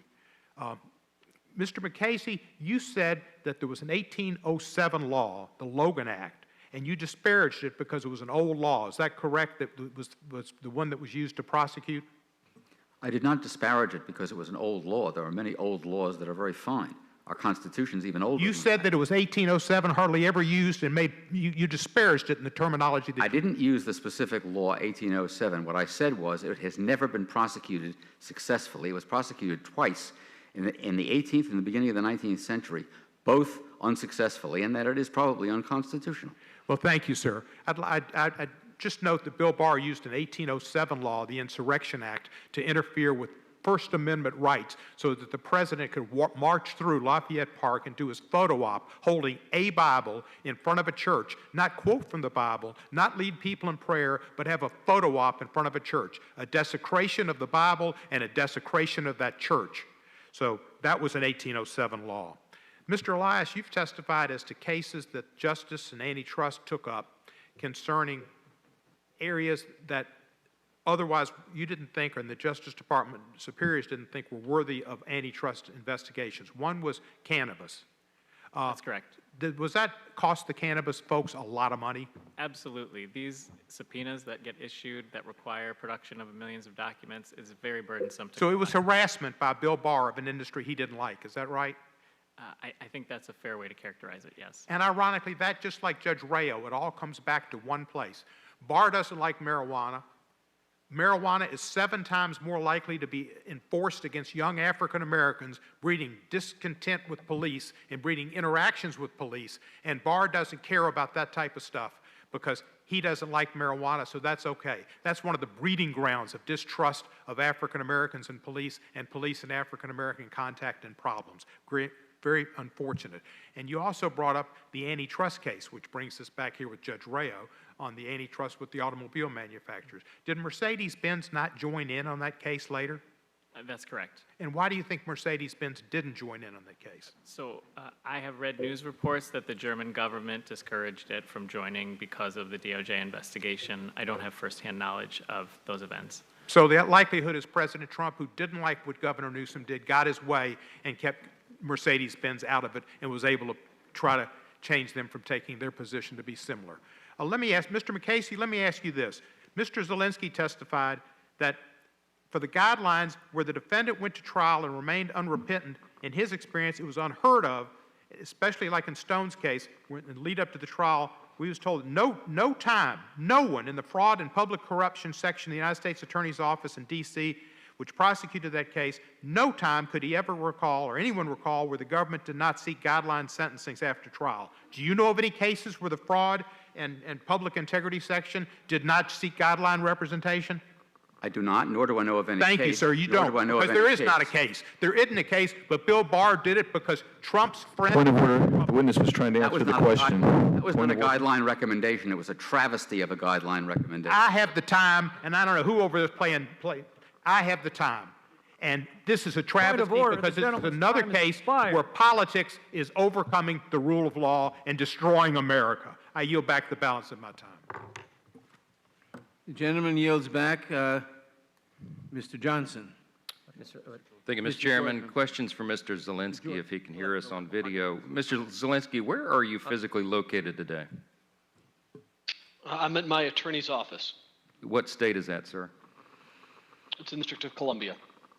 So how far are you approximately from where we sit right now? I guess about a half mile. And what's your reason for not appearing here today, sir? Well, thank you for allowing me to clarify.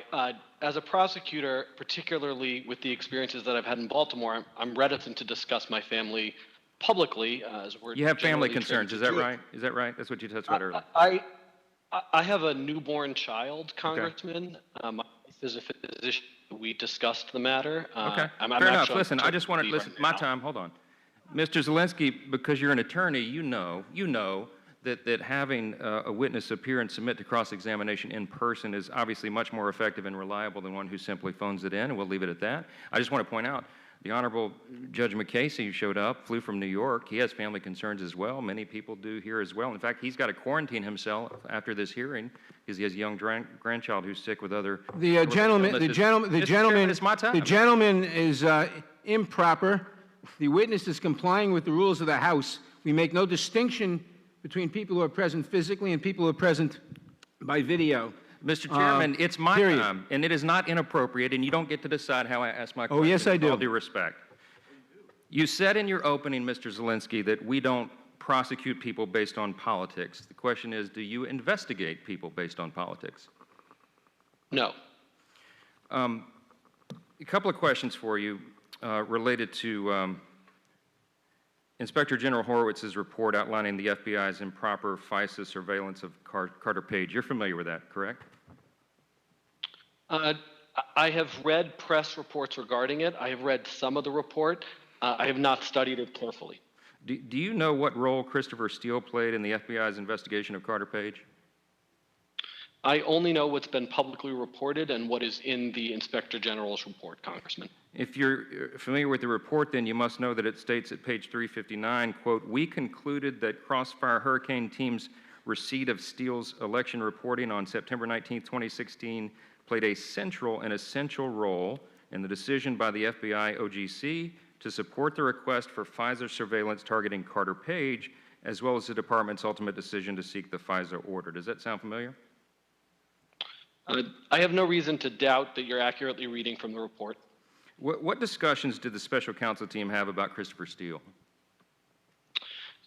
Congressman, I have been asked by the department because of privilege not to discuss matters related to the special counsel's office. I am happy to go back to the department, as I have been told that I should do, to ask them if I can answer your question and to, if I am able to, provide you an answer at a later time. But I've been told by the department that my testimony today has been cleared only for matters related to United States versus Roger Stone. That's pretty convenient. The subpoena that you were issued says you are hereby commanded to be and appear before the Committee on the Judiciary to testify at a hearing touching matters of inquiry committed to said committee or subcommittee, and you are not to depart without leave of said committee or subcommittee. The point is, Mr. Zelensky, it would be very useful to have you here. It would be very useful to have you speaking to the full scope of the concerns of this committee and things that we've been working on for a long time. And we think it's very unfortunate that you could not make your appearance here today, especially since you're a half mile away and others took great risks to be here. Look, not quibbling with you about family concerns, but a lot of people have them, and this is a very important matter for the country. I think we all agree to that. We have concern that this is being politicized, and that the current Attorney General's office is being accused of politicizing something when what he is trying to do is clear up and clean up messes that were made by his predecessors in previous administration. Everybody can look at the facts, I guess, and draw their own conclusions, but it would be helpful if we were able to draw them out. I won't yield. I will not yield, because our problem with this is not only with the process, as has been stated, with the unequal administration of the rules here, but with the way that this committee's time is being used right now, with all the important issues that are within our scope of jurisdiction, with all the pressing matters facing the country right now. This is a farce. And we're really sorry that you couldn't be here for it in Johnson, person. will you yield? I'll yield. I would just urge you to consider, when you say with all the pressing issues, is there any issue more pressing than the integrity of the administration? Yeah, absolutely. Of justice? But I mean, is there anything more reclaiming my important time? than making, We would love to have hearings about the origins of the Russia collusion thing that you guys wasted the country's time on for 5 or 6 months on the sham impeachment. But don't get me started because I'm out of time. I yield back. Ask John Bolton about the sham impeachment. Not your time. Not your time. Gentleman's time. The gentleman's time has expired. Mr. Johnson. Thank you, Mr. Chairman. Mr. Zelensky and Mr. Elias, you put duty over country, and you have come to testify today, putting your job at risk. And I think the nation owes you both a debt of gratitude for coming forward as whistleblowers. Now, Mr. Elias, last summer, the state of California announced that it had reached an agreement with 4 automakers on air quality standards that would be stricter than the rules the Trump administration was preparing to adopt for the country, correct? Yes, that's correct. And when California announced that agreement, President Trump made clear that he did not like it, didn't he? He did criticize the agreement on Twitter, yes. And on August 20th, 2019, the New York Times reported that he was, quote, enraged by California's deal, end quote.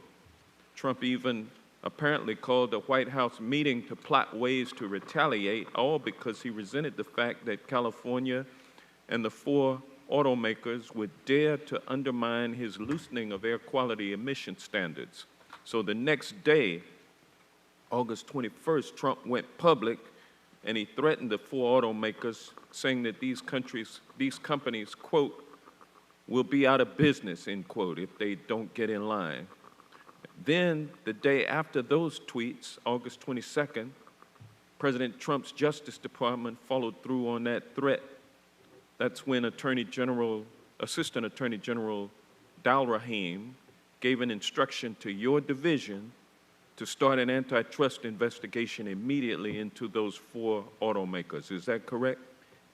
That is when the instruction to open the investigation happened on August 22nd, yes. And so the president tweets out threats, and then the next day the automakers get hit with an antitrust investigation. That's what happened, didn't it? And a point I would like to underscore is normally for significant, complicated matters, people put time and attention into assessing potential defenses. But you didn't have any time to do that because the president made the order on August 22nd, on August 21st, and the investigation began on August 22nd.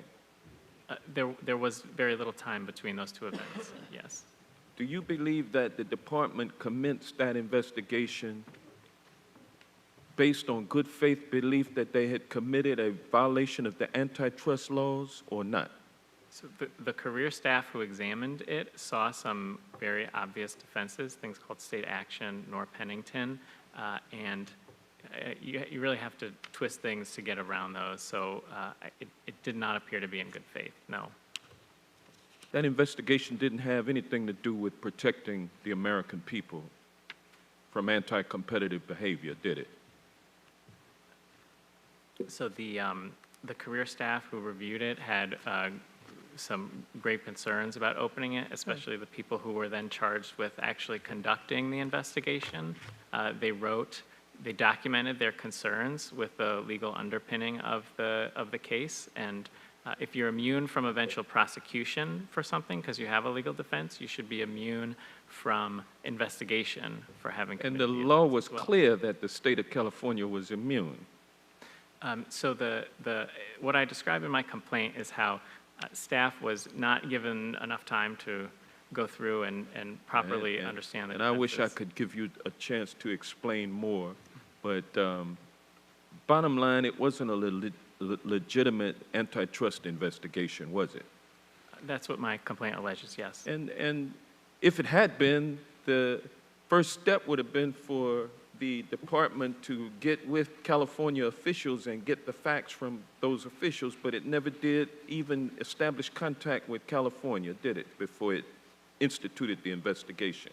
That step is permitted even before an investigation. You could have resolved things even before opening the investigation, but it's correct. Yeah, to my knowledge, they were never contacted. So what we have here is a clear-cut case of the antitrust division being made to respond to a president's tweet the day before to begin an investigation that had no basis in law or in fact.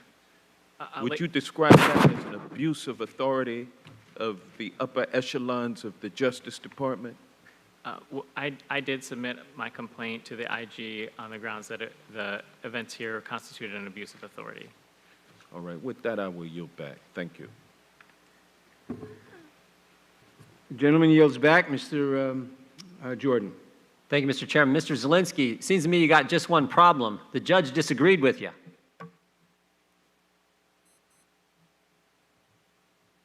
Congressman, as I said, I'm not here to critique the judge's sentence. We need to follow DOJ's Mr. Zielinski, policy. you write a 13-page statement for your statement to this committee. You allege all kinds of politics. You go after the Justice Department, you go after Bill Barr, you go after the President. You file a sentencing memo on February 10th recommending 7 to 9 years. The very next day, your boss files a supplemental sentencing memo recommending 3 to 4 years. And 9 days later, Judge Berman Jackson picks the 3 to 4 year sentence.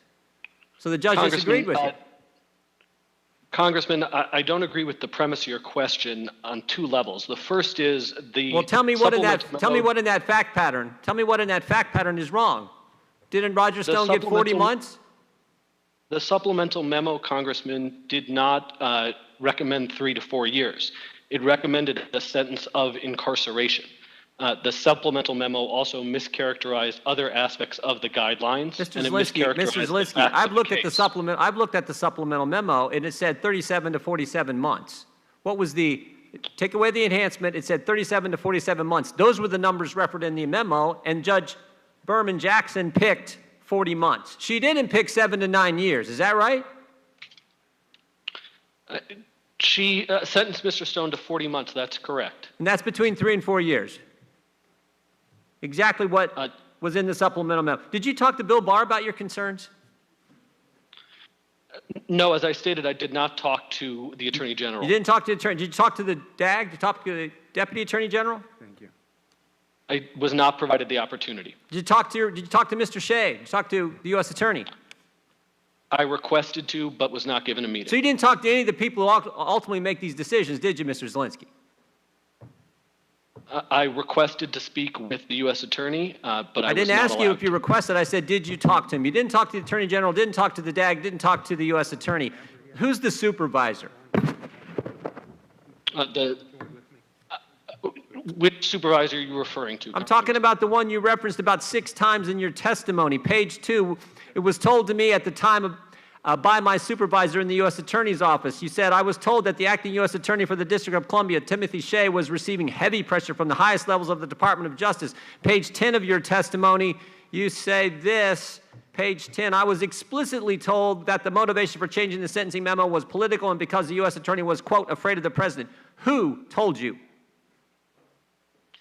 Thank you for clarifying, Congressman. I just want to be sure that I get the right supervisor because there are a couple of supervisors. Well, tell me all their names then. That told me things. So the supervisor for the questions you're asking is the supervisor of the Fraud and Public Corruption section at the time in the U.S. Attorney's Office. Who? His name is J.P. Cooney. All right. Who else? At the time in the office, there was a first assistant, there was a criminal chief. They were all involved in these discussions, to my knowledge. Did any of them talk to the Attorney General, the Deputy Attorney General, or Mr. Shea? Yes. My understanding is they did. Well, did it? Not understanding. Did they or didn't they? Congressman, I can only tell you what I know. I can tell you from what I understand. It sounds like you don't know much. It sounds like you heard stuff that you're now bringing to this committee as fact. So-and-so says to someone what they told someone else, and you bring that here as fact. Yet you didn't talk to the Attorney General, you didn't talk to the Deputy Attorney General, and didn't talk to the U.S. Attorney who made the decision. And oh, by the way, the judge sided with their supplemental memo, not the memo you signed. Congressman, as I said, I don't agree with the premises of your question, and I'm happy to explain further involving sentencing. My understanding is that all of the people I mentioned, those supervisors, were all in meetings with acting U.S. Attorney Shea. Well, I mean, this is as bad as this is as bad as the whole impeachment. The anonymous whistleblower who had no firsthand knowledge, was biased against the president, and who worked for Joe Biden. Now we have a so-called whistleblower with no firsthand knowledge, who didn't talk to any of the people who make the decision, and who's obviously biased against the Attorney General. It seems just as bad, just as lame as what we went through just a few months back. It seems to me, as others have pointed out, and I know my time is winding down, that the real politics here was in some of the investigations that took place prior. And when we have some time, I'd like to get into that as well, Mr. Chairman. With that, I yield back. The gentleman yields back. Mr. Deutsch. Thank you, Mr. Chairman. Mr. Zelensky, I'd like to follow up on Mr. Jordan's questions and ask about the severity of Roger Stone's crimes. He was convicted on 1 count of witness tampering and 6 counts of obstructing a congressional investigation by making numerous false statements. Isn't that right? He was actually convicted on the 1 count of obstructing congressional investigation, 5 counts aligned to Congress, and 1 count of tampering with a witness, Congressman. What did he lie about? He lied, as I go over my written remarks, about a number of things, including what he was doing in the summer of 2016 related to WikiLeaks and what he was telling the Trump campaign about it. Yeah, he lied about providing information stolen by a foreign government to Trump's campaign. Isn't that right? He lied about providing information to Trump's campaign regarding the WikiLeaks material. Yeah. That's correct. Right. And were these minor misstatements, or did they impact the congressional investigation? Both the judge found at sentencing and argued that they profoundly impacted the House Permanent Select Committee on Intelligence's investigation. And the judge found that too. That's helpful. Roger Stone communicated with WikiLeaks and then lied when he said he didn't tell the Trump campaign staff, even Donald Trump himself. Isn't that right? Mr. Stone lied about what he told the Trump campaign regarding WikiLeaks. That's correct. Right. And what did Roger Stone do that threatened a witness, Mr. Zelensky? He did a number of things. He had told the witness to prepare to die. He had threatened the witness's dog. He had threatened to harm the career of one of the witness's friends. He had written a slew of nasty messages to the witness. And I know that we've been talking about these issues for a while.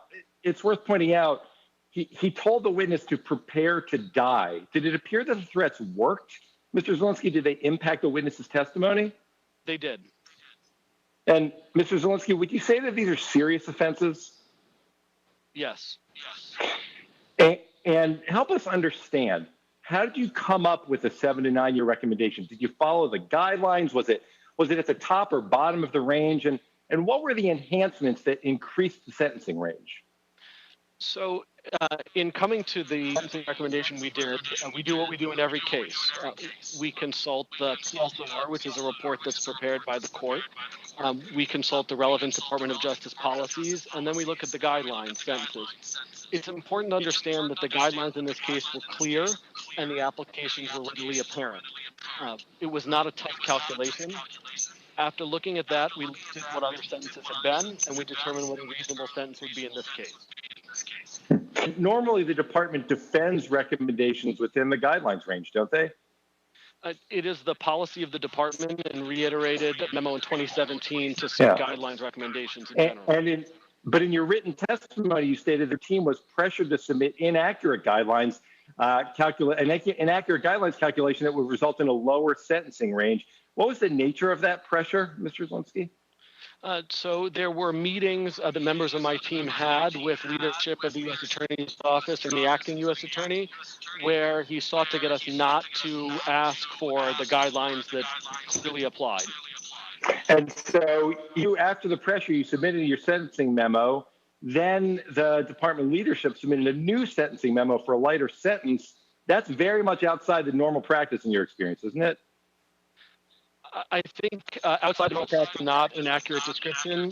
Unprecedented and virtually unheard of is what I would call it. After your sentencing recommendation was overruled, you and your entire team withdrew from the case. Why'd you do that? because we took an oath to prosecute without fear or favor, and we weren't going to violate our oath.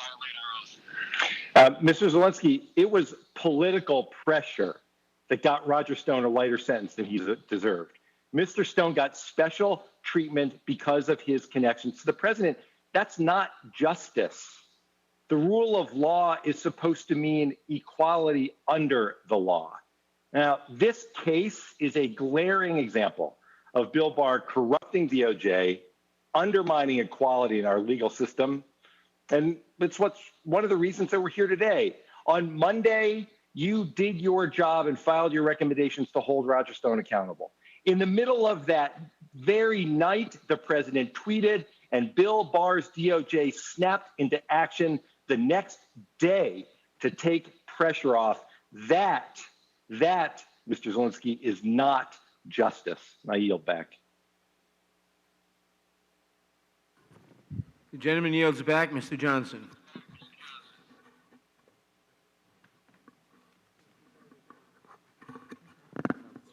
Mr. McClintock. No, Mr. Biggs. Mr. Biggs. Am I recognized there, Mr. Chairman? Mr. Chairman, am I recognized? Yes. Okay. Thank you, Mr. Chairman. So I do find the setting for this to be deliciously ironic on the day that the Circuit Court dismissed the Flynn prosecution. Because you see, the Flynn case typifies the previous administration's abuse of the process for political reasons. I mean, you have a political appointee who is attacked, leveraged. They went after him for political purposes, used and abused the power and authority that they have. In fact, they knew it was bogus all along. I mean, even Peter Strzok's notes indicate pretty clearly that Director Comey acknowledged that General Flynn's phone calls with Ambassador Kislyak appear legit, and those were the basis for trying to invoke even the Logan Act. I mean, that's really kind of the way it is. But I thank Judge Mukasey for being here today. Judge Mukasey, the chairman indicated in his opening that he views Attorney General Barr as a fixer for President Trump. And yet, what we have here is Attorney General Barr saying that President Trump has never asked me to do anything in a criminal case and wishes that he would stop tweeting because it makes it impossible for me to do my job. Does that sound like a guy who's a fixer? Sorry, not to me, sir. Well, how about this? If you heard somebody say this, that I'm still the president's wingman, so I'm there with my boy. Does that sound maybe like more if that's coming from an attorney general, does that sound like somebody who may be more of a fixer? I don't know about fixer, but if I had ever said anything like that when I was Attorney General, I would have expected to return to the department and find the building empty with a pile of resignations on my desk. So that statement was made by former Attorney General Holder. And so my question is, we know that under Attorney General Holder, DOJ went after multitudes of investigative journalists.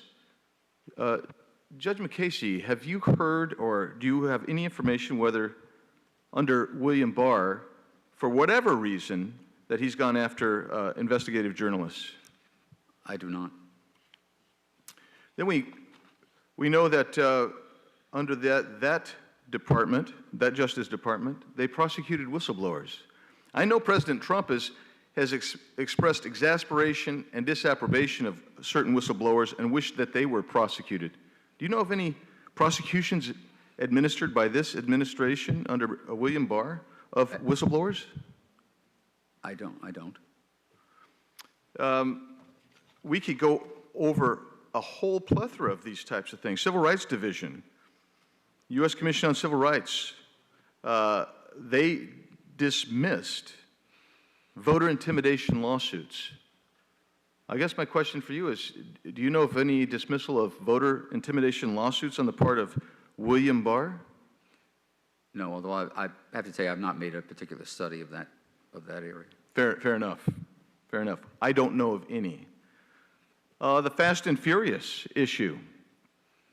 In that particular situation, Attorney General Holder would not come in for over a year to testify. Attorney General Barr has been in to testify. He has indicated a willingness to come back in and testify. The whole plethora of abuses by the previous administration's politicized Attorney General's office leads me to ask this question of my colleagues, and I think it's been typified of what we've seen here today. We've gone through here. There's been running over of the minority by the rules. It's really problematic. It really is problematic. If you want to know why this body, this group, this committee gets out of hand from time to time, people talking across each other, I'm going to tell you what it is. It's when you don't invoke and follow the rules, you become a little bit chippy. And that's what we have in this committee. And it's because we don't have the rules fairly and evenly followed. And that's the crying shame of this, Mr. Chairman. With that, I yield back. Gentleman yields back. Mr. Richmond. Thank you, Mr. Chairman. Mr. Chairman, let me just start by saying that part of our colleagues said that, the whole hearing is here so that we could embarrass the president. Let's just be clear. If we wanted to embarrass the president, we would sit back and do nothing and just let him continue to embarrass himself and say that you should drink bleach or disinfectant to cure COVID-19, that he slowed down testing, that it will magically go away, or the absurd statement that he has done more for black people than Abraham Lincoln. So in law, we just say res est loquitur, which means the thing speaks for itself. So instead of trying to embarrass the president, we would just let him continue to do it himself. What we're here today to talk about is the abuse of power and miscarriage of justice. So, Mr. Zelensky, let me just go to you. And I think that I want to follow up on what Mr. Deutsch was talking about, and that is to really understand why Roger Stone got such special treatment, but make sure we focus on the context of his crime. So what his crime was lying to Congress about his dealings with the Trump campaign, one of the convictions, right? That was one of his crimes, yes. And the summer before the elections, Stone told the Trump campaign that he had, quote, a plan to save Trump's butt, and he knew how, but to win, but it wouldn't be pretty. Do you recall that? Yes, Congressman, I think you've replaced the profanity with another one, but that is correct. Then also, Mr. Zelensky, what was Mr. Stone's plan? Testimony at trial indicated that this was related to WikiLeaks. And did you find evidence that Stone communicated with senior levels of the Trump campaign about WikiLeaks releasing stolen information about Trump's opponent? Yes. In fact, there are dozens of calls between Stone and the Trump campaign's top officials, right? That's correct. Also during that time, did you find evidence that Stone was talking to Trump directly? Yes. In fact, witnesses also testified that they were present when Stone spoke to then candidate Trump, right? Mr. Gates testified to that at trial. Mr. Cohen testified to that for Congress, and Mr. Manafort told that to the special counsel's office. Did you all find any records of these calls? As I discussed earlier, it's difficult to know because we can't get content. We can only see call detail records when calls happened. There certainly are calls within that time period, but it's impossible to know the content. Only the people on the calls or anyone that overheard them would know the answer to that. And why that's so startling is because President Trump's written answers to the special counsel, he denied recalling having any conversations with Stone at all that summer. And he denied being aware Stone was having any conversations with WikiLeaks or anyone on his campaign. Do you remember that? You've accurately described the president's answers. Yes, Congressman. Mr. Zelensky, have Roger Stone and Donald Trump been friends for over 30 years? The evidence introduced at trial showed that to be the case. And Ms. Stone, and I believe the president has acknowledged that as well publicly. So you found evidence from multiple sources that Roger Stone regularly communicated with the Trump campaign about the stolen information. You also found evidence from multiple sources that Roger Stone talked to President Trump, his friend of 30 years, directly during this time. And you have phone records corroborating all of this, but yet the president doesn't remember speaking to Roger Stone. And then when you recommend 7 to 9 years for Stone's crimes, all of a sudden your department gets pressure from the top to give Stone an unprecedentedly favorable treatment. Is that a correct characterization? Congressman, I want to be very careful on how you describe the phone records that would give corroboration. We have call detail records. They don't give the full universe of possible calls because we only have them for the number that we have. So if, for example, a conversation took place on a line that we had not subpoenaed or someone else's phone, we wouldn't have them. And as I said before, we do not know the content of the calls. We know only what people testified. So I want to be very careful as to what we say about call detail records. That's fair. But let me tell you, as a former defense attorney and lawyer, it's clear to me what happened here. Roger Stone got special treatment because he was covering up the president's misconduct, and the Attorney General made it possible. The double standard here is absolutely sinful. If you're the president's longtime pal, if you're covering up his wrongdoing, you get special favors. But if you're peacefully protesting brutality, you get tear gas. With that, Mr. Chairman, I yield back. The gentleman yields back. The committee will stand in recess for 5 minutes.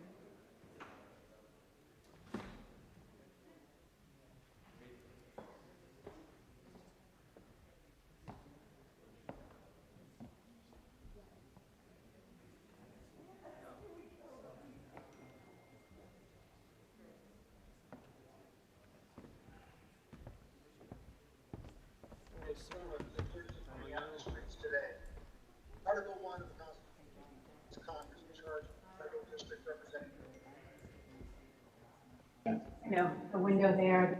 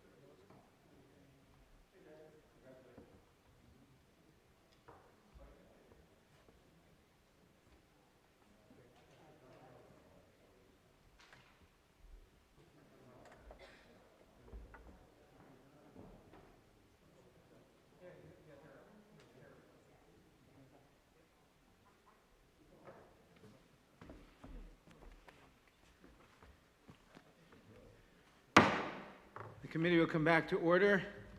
Mr. McClintock. Thank you, Mr. Chairman. First, I want to protest the chair's continued practice of denying seats on the dais to members of the committee who've cared enough to be personally present out of respect both to the committee process and to the magnitude of the issues before us. This impedes and diminishes our work as members of the committee, and it's an abrogation of the chairman's responsibility to maintain fair and equal access to the committee's proceedings to all members of the committee. And now to the business at hand. This morning, an appeals court issued a highly unusual writ of mandamus ordering the trial court to dismiss the Flynn case. This came about because of overwhelming evidence illegally withheld by DOJ prosecutors for years that the prosecution was contrived, politically motivated, and directed not by career prosecutors but by political operatives at the very highest levels of our government. Mr. Flynn's attorney, Sidney Powell, told us she believes Mr. Flynn was targeted because he knew exactly the extent of corruption in our intelligence agencies and that his appointment as National Security Advisor was a direct threat to these forces within those agencies. Now, we give to our intelligence and justice agencies the most terrifying powers our government possesses: the power to spy on American citizens, the power to strip people of their privacy, of their livelihoods, of their liberty, and to destroy their lives and even their families' lives. When these powers can be turned against our democratic principles and our Republican institutions, we forfeit our Constitution and all of the blessings of liberty that it protects. We now know that a cabal of political activists did exactly that.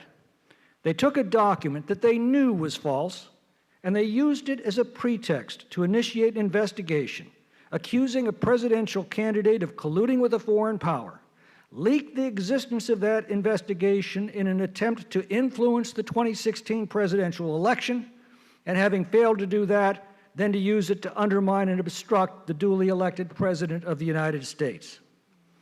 As the truth comes out, and we just saw a bombshell today in the Comey notes in the Flynn case, the other shoe is about to drop. As Tennyson said, the wheels of the gods grind slow, but they grind exceedingly fine.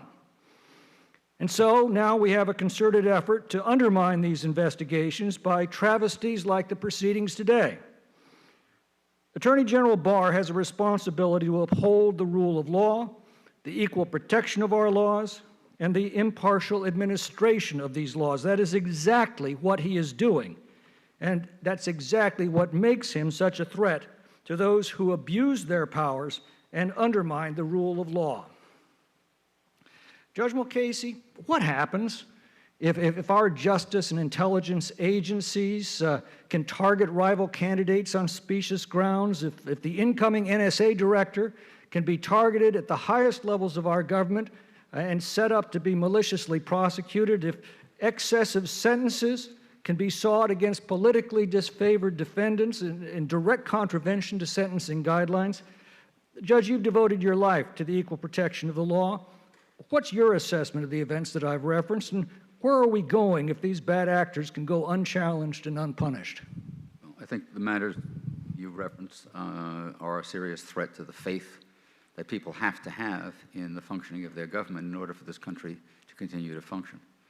And I was a great supporter, and still am, of the intelligence community, but when people in that community abuse their power, that really shakes people's faith in the work product of that group and in their government generally. If you are talking to the American people right now, what would you tell them that they need to know?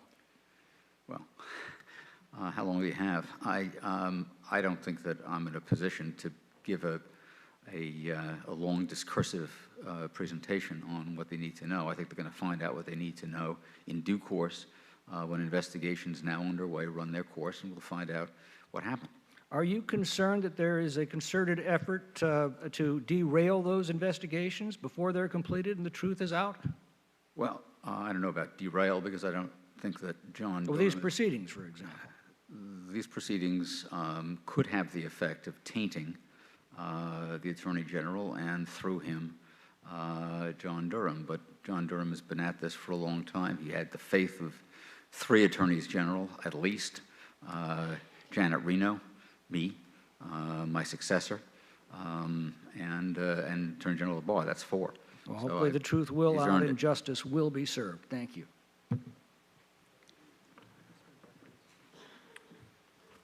The gentleman's time has expired. Mr. Jeffries. Mr. Mukasey, I respect you, but these proceedings are consistent with the United States Constitution. The House is a separate and co-equal branch of government. We don't work for Donald Trump or any other president. We work for the American people. We have a constitutional responsibility to serve as a check and balance on an out-of-control executive branch. The Attorney General and the Department of Justice under his leadership is out of control. The Attorney General works for the people. He's not the White House counsel.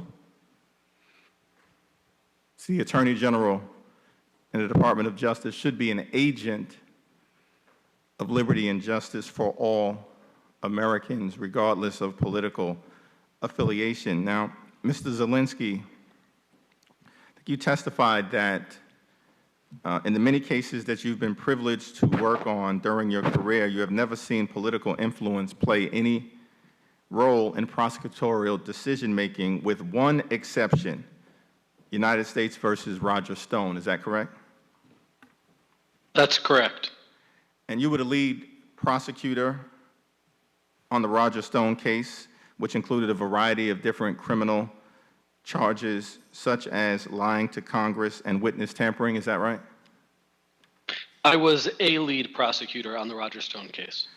And these were serious offenses. Is that correct? Yes. They undermine the rule of law, true? True. Now, your prosecution team was pressured by the highest levels of the Department of Justice to cut Roger Stone a break. Is that correct? That is correct. And specifically, you were pressured to ask for a substantially lower sentence for Roger Stone than what you believe the facts justified. Is that true? In addition to being pressured to misstate the guidelines, yes. You were also pressured to distort the events that transpired during the course of the trial. Is that right? Both during the course of the events leading up to the trial, Mr. Stone's criminal conduct, and some events in the trial itself, yes. Can you give us one example of the type of distortion that you were asked to engage in? So, for example, involving Mr. Credico, Mr. Credico was the witness that was intimidated by Mr. Stone. He both testified at trial and submitted a letter after the fact. The letter seemed to indicate that he wasn't as worried about the witness intimidation, but he had previously testified before the grand jury, and he also said at trial that he was concerned about what others might do as a result of Mr. Stone's actions. We were pressured to say that Mr. Credico had no concerns and expressed no worries as a result of Mr. Stone's obstructive conduct. Now, the reason you were pressured to modify your overall sentencing recommendation was because of Roger Stone's close relationship with President Donald Trump. Is that correct? That is what I was told. And you were even warned that if you did not toe the line and give Roger Stone special and preferential treatment, you could, quote, lose your job, close quote. Is that correct? That is correct. You were also told that the acting U.S. attorney was giving Roger Stone favorable treatment because he was afraid of President Trump. Is that right? Yes.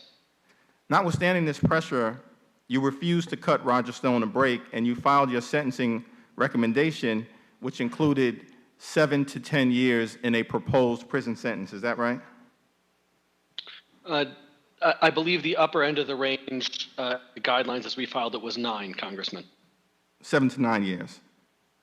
Just a few hours after your filing, the president tweeted that it was, quote, horrible and very unfair situation. Cannot allow this miscarriage of justice close quote. Is that true? Yes. And the Department of Justice thereafter quickly filed a new sentencing recommendation for Roger Stone that reduced the number of years proposed that he would serve in prison for his crimes. Is that true? Yes, it actually reduced the number of potential years to 0 because it said that he should have a sentence of incarceration, but it provided no information as to what that sentence should be. Finally, the Department of Justice gave Roger Stone special treatment because of his close relationship with President Trump. Is that fair to say? That is what I was told. Thank you. I yield back. Gentleman yields back. Mr. Gates. Thank you, Mr. Chairman. Roger Stone should be pardoned. I believe Roger Stone will be pardoned. And then this proceeding will look even more ridiculous than it does today. I fear that my Democrat colleagues tend to behave the worst when they are caught. Undoubtedly, the Obama administration and their allies in the deep state were caught entirely off guard by the election of President Trump. They believed that their smears and coup attempts against him would be like an insurance policy in the event that you die before you're 40. They believed he should lose $100 million to 0. But then, of course, he won. And Democrats were caught yet again. This time, the DNC and the Hillary Clinton campaign colluding with Russia, utilizing a dossier that we now know had its subsources targeted by Russian intelligence. That's not a debate point. That is a finding by the Inspector General. And now we see House Democrats caught yet again with a failed impeachment, with the lack of an agenda. And as we sit here today, America's cities are burning, our monuments are being desecrated, our history is being presumably erased by people who are ashamed of the United States of America, and we have the audacity to have a meeting about the rule of law on a case that's already over, on an impeachment that has already failed, when there is real work for this committee to do. It's a joke. I yield to Mr. Jordan. Thank the gentleman for yielding. I thank him for his well-stated comments. Mr. Zielinski, you took issue a few minutes ago when I said there's just one problem. The judge disagreed with you. I just want to read for the committee and for those viewing what Judge Berman Jackson said. She said, "I agree with the defense and with the government's second memo." So she didn't agree with your memo, Mr. Zielinski. She agreed with the second supplemental memo and the defense team for Mr. Flynn. You also mentioned a few minutes ago that the supervisors. In your testimony, you said that you were told at the time by my supervisors in the U.S. Attorney's Office, and I didn't get those names. So if you could give me those names, I would appreciate it, Mr. Zielinski. Congressman, I had earlier indicated that my supervisor, my immediate supervisor in the office, was the head of the Fraud and Public Corruption section. You asked me for his name, and I told you it was J.P. Cooney. Okay, but you said, but your testimony says my supervisors. It's plural. J.P. Cooney. Who else? There was the first assistant in the U.S. Attorney's Office. And that is who? Alessio. I will have to get back to you. Off the top of my head, I confess he's no longer the first assistant, so his last name escapes me at this moment, but I will tell you immediately when it comes to my mind. And then there's something this important. You can't even remember the person's last name who told you. And yet you're here in front of the committee as a so-called whistleblower, where the chairman of this committee has indicated that he wants to impeach Bill Barr. I mean, this is amazing. Okay, how about on page 10 where you said, I was explicitly told that the motivation for changing the sentencing memo was political and because the U.S. attorney was, quote, afraid of the president. Who explicitly told you that? That was the supervisor of the Fraud and Public Corruption section that I referenced earlier. Mr. Cooney? Or the name you can't remember? Mr. Cooney. Okay, all right. Tell me about Joseph Mifsud. And Congressman, if I could for a second, I apologize that it took me a moment to come up with the name. Alessio, the first assistant's name is Evangelista.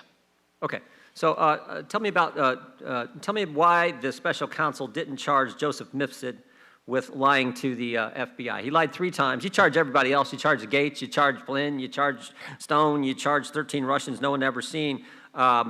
We obviously know that the Flynn charge was wrong, as evidenced by what happened today. But Why didn't you charge Joseph Mifsud, who lied to you guys back in February of 2017? Congressman, I have been told by the Department of Justice that my testimony today should adhere to the four corners of the Special Counsel's Office report.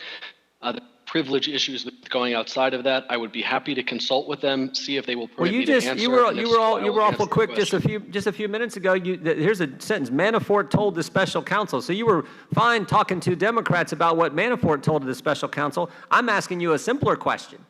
Joseph Mifsud, the guy who first tells Papadopoulos that they have dirt on the Clintons, Papadopoulos then tells the foreign diplomat who tells the FBI, and then we get this investigation that takes 3 years. And when you interview him, he lies 3 times. It's on page 192 of the Mueller report. I'm just asking you why you guys didn't charge him. Congressman, I want to address your issue as to why I discussed what Mr. Manafort said. The time of the gentleman has expired. Mr. Cistolini. Thank you, Mr. Chairman. Mr. Elias, Mr. Aaron, Mr. Zelensky, you are courageous American heroes. Because of you and others like you, our Justice Department has been the envy of the world. Equal justice is a founding principle of our great country. Justice is done in every case without fear or favor, without party or politics. And we say in our Pledge of Allegiance, liberty and justice for all. Those words mean something. And in the face of staggering evidence of corruption, of misconduct, of lawlessness, we hear the same refrain from our colleagues on the other side of the aisle: you just don't like the president. But of course, the answer is we love our country. We love the rule of law. We love our system of justice, and we love the integrity of the Department of Justice. And we're deeply troubled by the testimony that's being presented today and what it says about this Attorney General and this president. And so, Mr. Elias, as a chairman of the Antitrust Subcommittee, I'm extremely troubled by the testimony that you have provided that confirms that the Trump administration has weaponized the department's antitrust division to reward friends and punish enemies.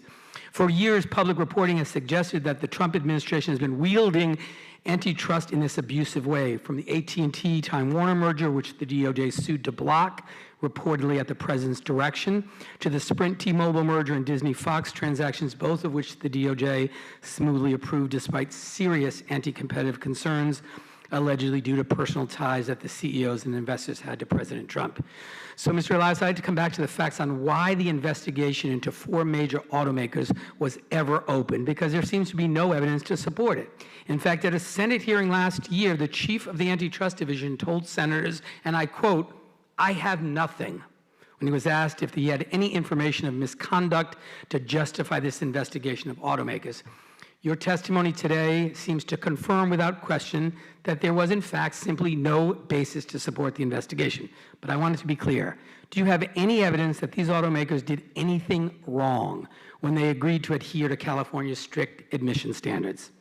I would say that I think they had clear legal defenses for what they were doing under well-established antitrust procedures. And was there any evidence that this investigation would in any way help the American people? I'm not aware of any, no. But there is evidence in your mind that this investigation was opened in bad faith to cater to the president's political whims. Isn't that correct?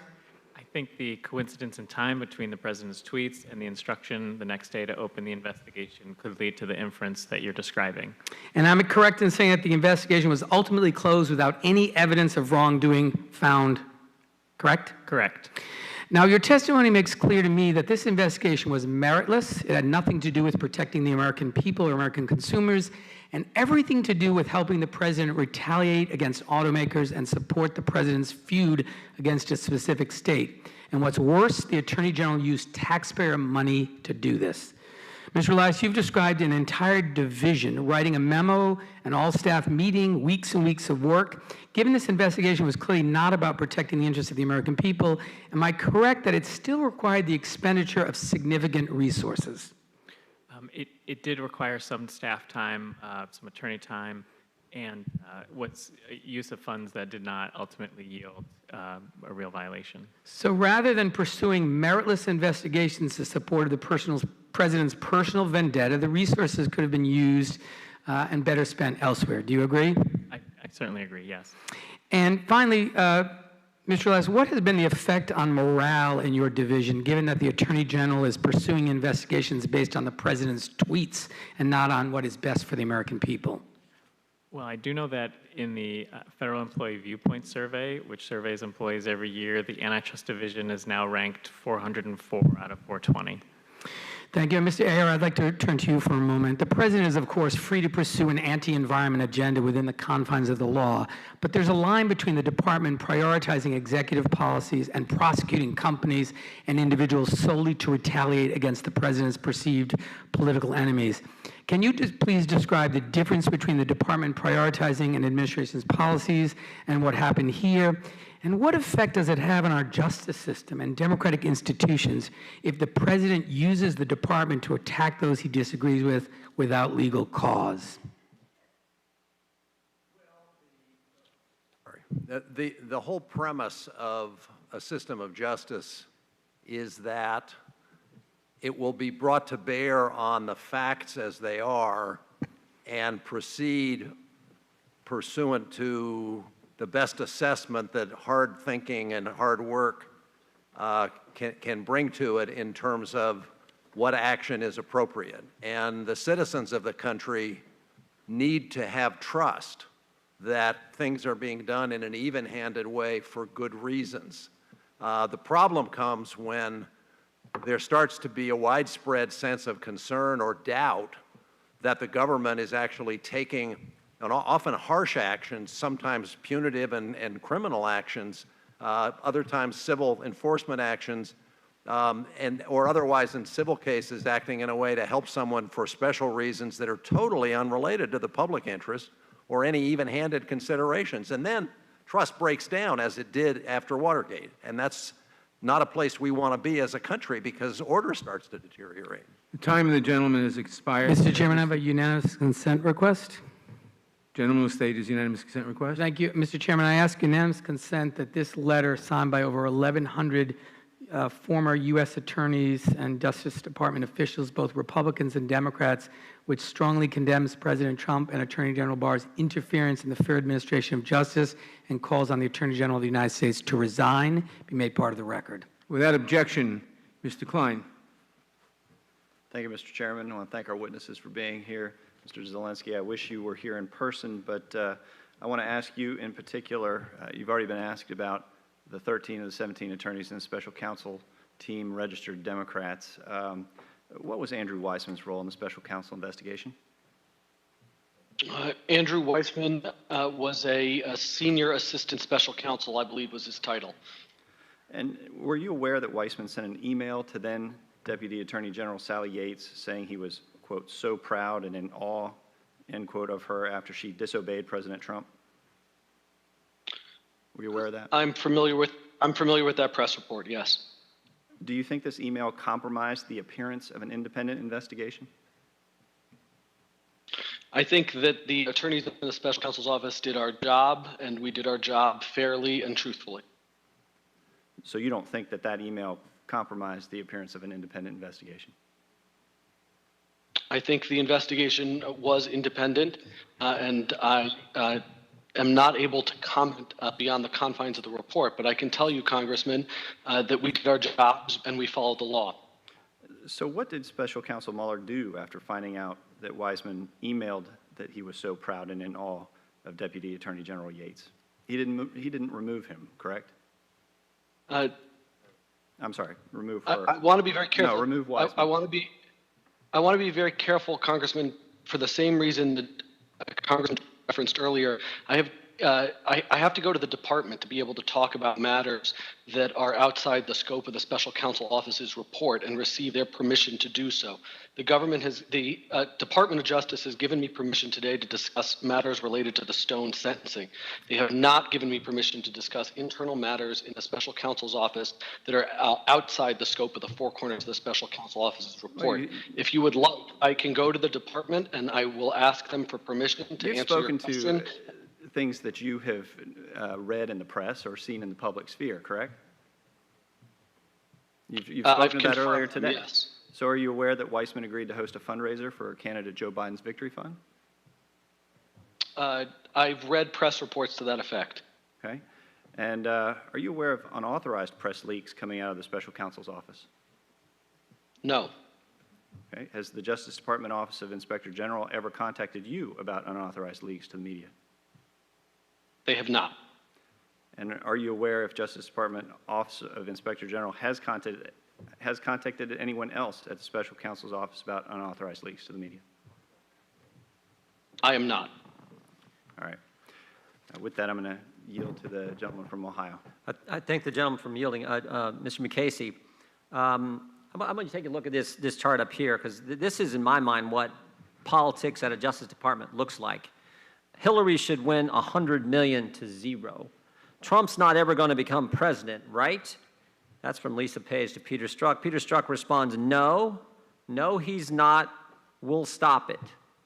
Now, this is not just any old person saying, we'll stop it. This is Peter Strzok, deputy head of counterintelligence at the FBI, and the guy who ran the investigation into Hillary Clinton, codenamed Mid-Year Exam, and ran the investigation, Crossfire Hurricane, into the Trump-Russia, so-called Trump-Russia collusion. That's what politics at the Justice Department looks like, not what the Democrats are serving up today. Your response, Mr. McCasey. Well, that's not the only exchange, I think, that suggests politics. In fact, there's one that hasn't gotten very much attention that occurred on the night that Ted Cruz withdrew and Donald Trump became the only candidate for the Republican nomination. And there was an exchange where one said to the other, I can't believe this guy is going to be the nominee. And the response was, this raises the pressure to terminate MYE. MYE was code for mid-year exam. Mid-year exam. How the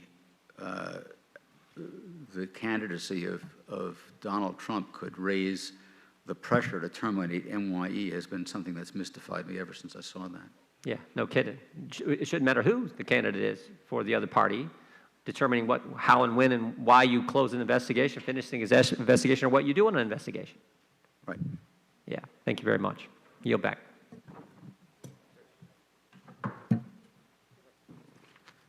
Gentleman yields back. Mr. Swalwell. Mr. Zelensky, on July 24 of last year, Special Counsel Mueller described in his testimony to this committee that there were identified gaps in his investigation that he could not account for. Do you recall that testimony? I do. And that includes lies, deletion of text messages, and obstruction of justice. Is that right? That is what the special counsel's office report says, yes. And in our federal system, defendants are rewarded for accepting responsibility early in the proceedings for their sentence. Is that right? That's correct. Did Mr. Stone go to a jury trial? He did. Was he convicted at trial? He was. Was he also found to have lied to the judge during pretrial proceedings? Yes. And you made a recommendation with your team as to what the sentence should be. The president tweeted, and the sentence was ultimately lowered. Is that correct? That's accurate. So we have a pattern here. President Trump tweets, friends are protected. We saw that with National Security Advisor Flynn. He had secret conversations with the Russians before he was National Security Advisor, lied to Vice President Pence, lied to the FBI, and twice admitted that he had lied and pleaded guilty. Then comes Trump. He tweets repeatedly that this never should have happened. And Mr. Zelensky, the Flynn case has been dropped by the recommendation of the DOJ. Is that right? That is my understanding from what I've read in the press. But Donald Trump does not only protect his friends, he actually punishes his enemies.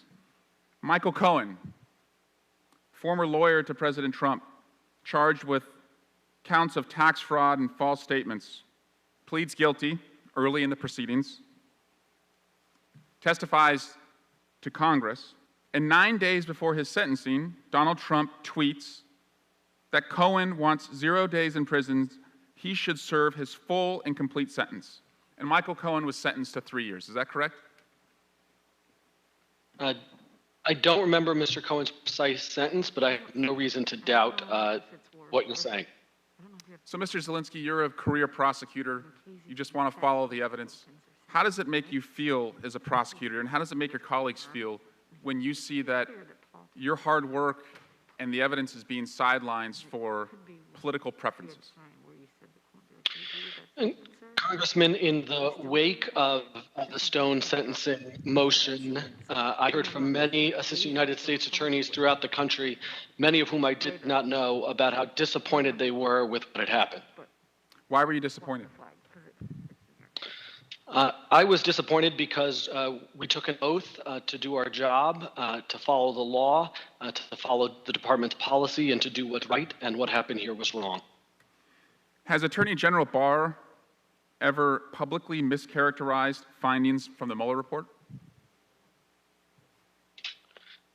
I can speak to the special counsel's office's report. I have not been authorized by the department to characterize the Attorney General's comments on it. I can ask the Department of Justice whether or not I'll be given authority to answer that question, and if permitted, I'll come back to you and answer. Well, Mr. Zielinski, you give us hope. You have come forward, you're currently working in the administration, and you're doing it in the spirit of people like David Holmes, who testified during the impeachment inquiry, currently working as a political officer, people like Bill Taylor, people like Lieutenant Colonel Vindman, and then, of course, former officials like Fiona Hill and Marie Yovanovitch. And I hope that your courage today to talk about the political preferences shown in this prosecution inspires and begets future witnesses to come forward. But you did ultimately withdraw from the case and leave the D.C. office. Can you tell us why you did that? I did that because what had happened was wrong, and I did not want to be a part of what had happened, and so I withdrew. Thank you. And Mr. Chair, I would ask unanimous consent to enter into the record a bipartisan letter from 159 former Southern District of New York prosecutors expressing their extreme concern about the resignation/firing of Mr. Berman in the Southern District. And I would yield back. Without objection, the gentleman yields back. Mr. Reschenthaler. Thank you, Mr. Chairman. And I want to thank all the witnesses for being here today, especially those who had the decency to do so in person. So thank you. You know, I'm once again just absolutely disappointed, but not surprised, that my colleagues across the aisle are continuing to waste our time chasing ghosts rather than working for the American people. To assert that AG Barr, who's a serious law enforcement officer, he has a sterling reputation, to run around and say that he's interfering, he's running political interference for the president, it's absolutely laughable. AG Barr is cleaning up what are the ruins of the Obama-Biden DOJ. In particular, he's cleaning up from Jim Comey, who weaponized and politicized the FBI. And if you doubt me, just look at the treatment of former National Security Advisor Michael Flynn. Those were political abuses. That was political gamesmanship that was orchestrated by FBI Director Comey and what I call his merry band of never-Trumpers. Comey's FBI used the Logan Act. For those of you that don't know, the Logan Act is highly problematic, and frankly, it's likely unconstitutional. The Logan Act makes it illegal for U.S. citizens to engage in unauthorized foreign diplomacy. And despite this, the FBI used it, this archaic act, to set up General Flynn, even though they knew that he would never be charged with the obscure offense. In fact, since its enactment, the Logan Act has only been used twice to prosecute individuals, one in 1802 and one in 1852, and both were acquitted. So then why use this to go after Flynn? Well, according to the handwritten notes, the FBI's goal was, quote, truth/admission, or to get him to lie so we can prosecute him or get him fired, end quote. And around the same time the FBI was doodling these notes to set up Michael Flynn, around that same time, former Secretary of State John Kerry was holding meetings with the Palestinian Authority. Senator Dianne Feinstein had dinner with the Iranian foreign minister, yet neither of those individuals were even questioned about Logan Act violations. So clearly the charges against Flynn were politically motivated. And I should note that just this morning, an appeals court ruled the appeals court ruled in General Flynn's favor, ordering the dismissal of that case. So even if the DOJ recognized the Logan Act's futility, informing the FBI that it was not supportive of using the law to entrap it still used the law to entrap General Flynn. An FBI lawyer, in fact, testified before Congress and said the DOJ viewed the Logan Act as, quote, untested, and that the Logan Act would leave the DOJ vulnerable to, quote, substantial litigation risk, unquote. But that didn't stop Director Comey from using it to attempt to sabotage the Trump transition team. So if my Democrat colleagues want to accuse someone of politicizing the DOJ, they should start with Director Comey. Mr. Zelensky, what's your view of the special counsel's office toward the Logan Act? Congressman, I'm sorry to sound like a broken record, but I have been told by the Department of Justice that there are deliberative process concerns with the discussion of the special counsel's office and what transpired there outside the confines of the report. I'm happy to discuss the special counsel's office's report, as I am happy to go to the department. All right, Mr. Zelensky, I'm going to reclaim my time. How do you explain the discrepancy then between the treatment of General Flynn and that of Secretary Kerry and Senator Feinstein? Congressman, I would need to consult with the Department of Justice before answering that question. If you would like, right. I'm going to reclaim my time. Let's just switch gears and talk about Mueller's probe. You know, I was following it in the news, and it seemed like there were a lot of leaks during that time. Did you talk to the press during the Mueller investigation? Never. Do you know anybody that talked to the press? I'm sorry, I'm not quite sure I get your question. And do I know of any person that has ever talked to the press, or do I know anyone in the special counsel's office? Yeah, that was working on the investigation. Did you know anybody on that team that was talking to the press? Aside from our press relations professional, no. Judge, in your time at the DOJ, did you ever use the Logan Act? I'm sorry? No. Why not? I was never aware of any situation that could conceivably have been covered by it, and had I been, I think I would have been hesitant to use it because, number one, I believe it's unconstitutional. Thank you. And Mr. Chairman, I yield my time. My time's expired. Time of the gentleman has expired. Ms. Liu, Mr. Liu. Thank you, Chairman Nadler. Let me set a context for why we are even here today. We're here because the Russians sweepingly and systematically hacked our elections in 2016. Roger Stone coordinated with WikiLeaks, who had the emails that Russian hackers stole from the Hillary Clinton campaign. Roger Stone also coordinated with members of the Trump campaign and spoke to Donald Trump himself. The Trump campaign embraced the stolen emails, planned their campaign messaging based on the Russian hack.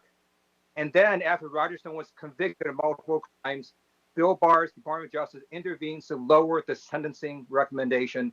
That is a perversion of justice.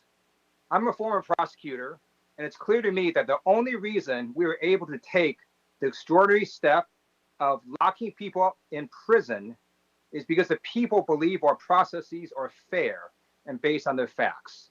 One of the greatest dangers to democracy is when the people start believing that prosecutions are tainted based on who the defendant happens to know. And unfortunately, under Bill Barr's Department of Justice, friends of Donald Trump get breaks and special favors from the Department of Justice that no ordinary American could ever get. So my questions are for Mr. Zelensky. Mrs. Zelensky, before you worked at the Department of Justice, you clerked for Judge Thomas Griffith of the D.C. Circuit. He was nominated by a Republican president, correct? That's correct. He was nominated by President George W. Bush. And then you clerked also for Justice Anthony Kennedy, who also was nominated by a Republican president, correct? President Reagan, that's correct. And before you could become a United States attorney, you had to take an oath, and that oath was to the United States Constitution, correct? When I became an assistant United States attorney as required by law, I took that oath. I actually had to take a similar oath on a number of occasions for various federal jobs that I've held, including the clerkships you just mentioned, Congressman. So your client is not Donald Trump or Bill Barr. It is the Constitution of the United States and the American people. Isn't that right? That is correct. And on behalf of the American people, you and other career prosecutors submitted a sentencing memo of 7 to 9 years for Roger Stone. Is that right? That accurately describes the sentencing memorandum, yes. And when Judge Jackson viewed that recommendation, did she think it was supported by the record? She did.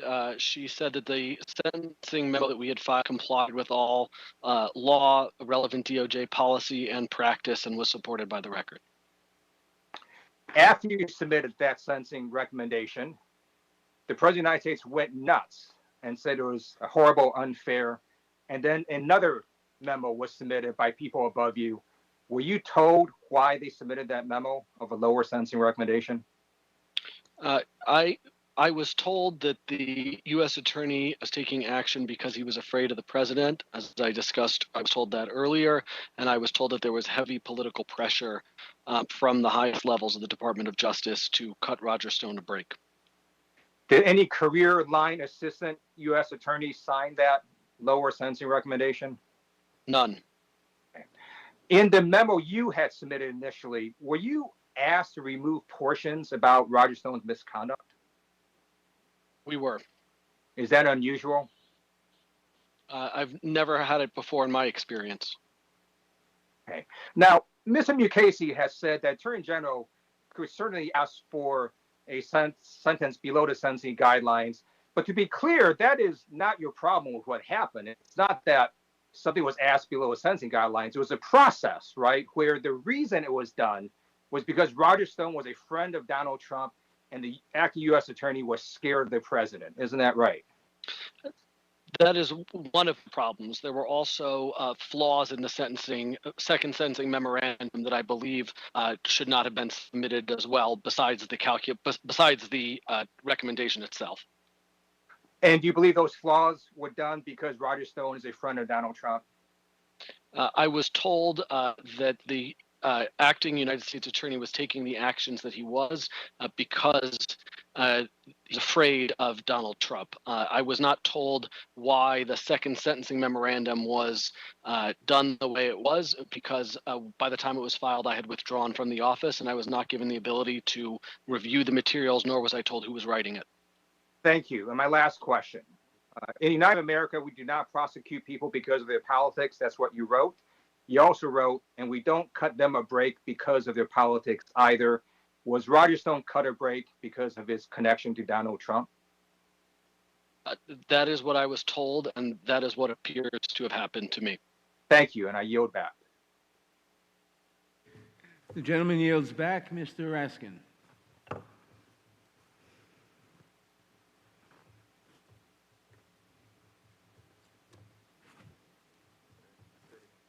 Mr. Raskin.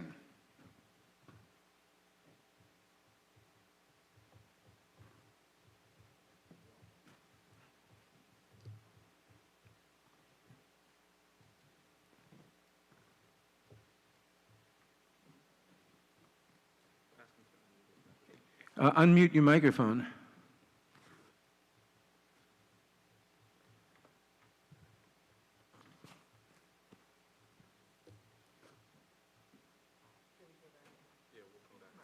Okay, Ms. Jayapal. Thank you, Mr. Chairman. Mr. Zelensky, let's make this very simple for the American people. You testified today that you were told that the motivation for lessening the sentence for Roger Stone, the president's longtime friend, was because the U.S. attorney was afraid of President Trump. Is that correct? Correct, among other things. And in other words, sir, the Justice Department leadership based a sentencing recommendation not on the rule of law, not based on whether Roger Stone deserved the recommended sentence, but simply to appease the president. Is that right? That is what I was told. Thank you, Mr. Zelensky. I can see why the U.S. Attorney was afraid to go against the President. U.S. Attorney Jeffrey Berman said that his investigations, including the President's close inner circle, would continue without fear or favor. And now he's gone. The rules are clear. The rules of this President and Attorney General Barr are clear, that is. Give the President's friends special treatment, keep your job. But dare to pursue justice, dare to follow the law, dare to hold the President's friends accountable, and you will be removed. But Mr. Zelensky, you went ahead with your sentencing recommendations in spite of these pressures and threats. Can you tell us why? Because it was the right thing to do. And you're there to do the right thing, and I appreciate that and your coming forward to discuss this.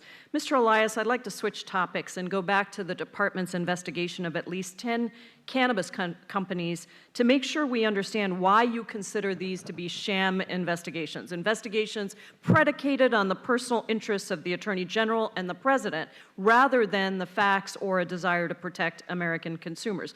Approximately how many DOJ staff were pulled to work on these sham investigations? Congresswoman, there were dozens of staff, attorneys, paralegals, economists, and others who worked on these various cases. And these companies produced 1.3 million documents from the files of 40 employees at the DOJ's request. Is that correct? That was just from the first of the 10 mergers, yes. So potentially 10 times that if the same numbers were applied. And when the DOJ received these documents, is there any evidence that the entirety of these documents were even reviewed? I think a very small number of the documents were reviewed. A very small number. And in one of the reviews, some documents were never even uploaded. Is that correct? They were uploaded after the closing process had been initiated, as if they were irrelevant to the investigation and its process.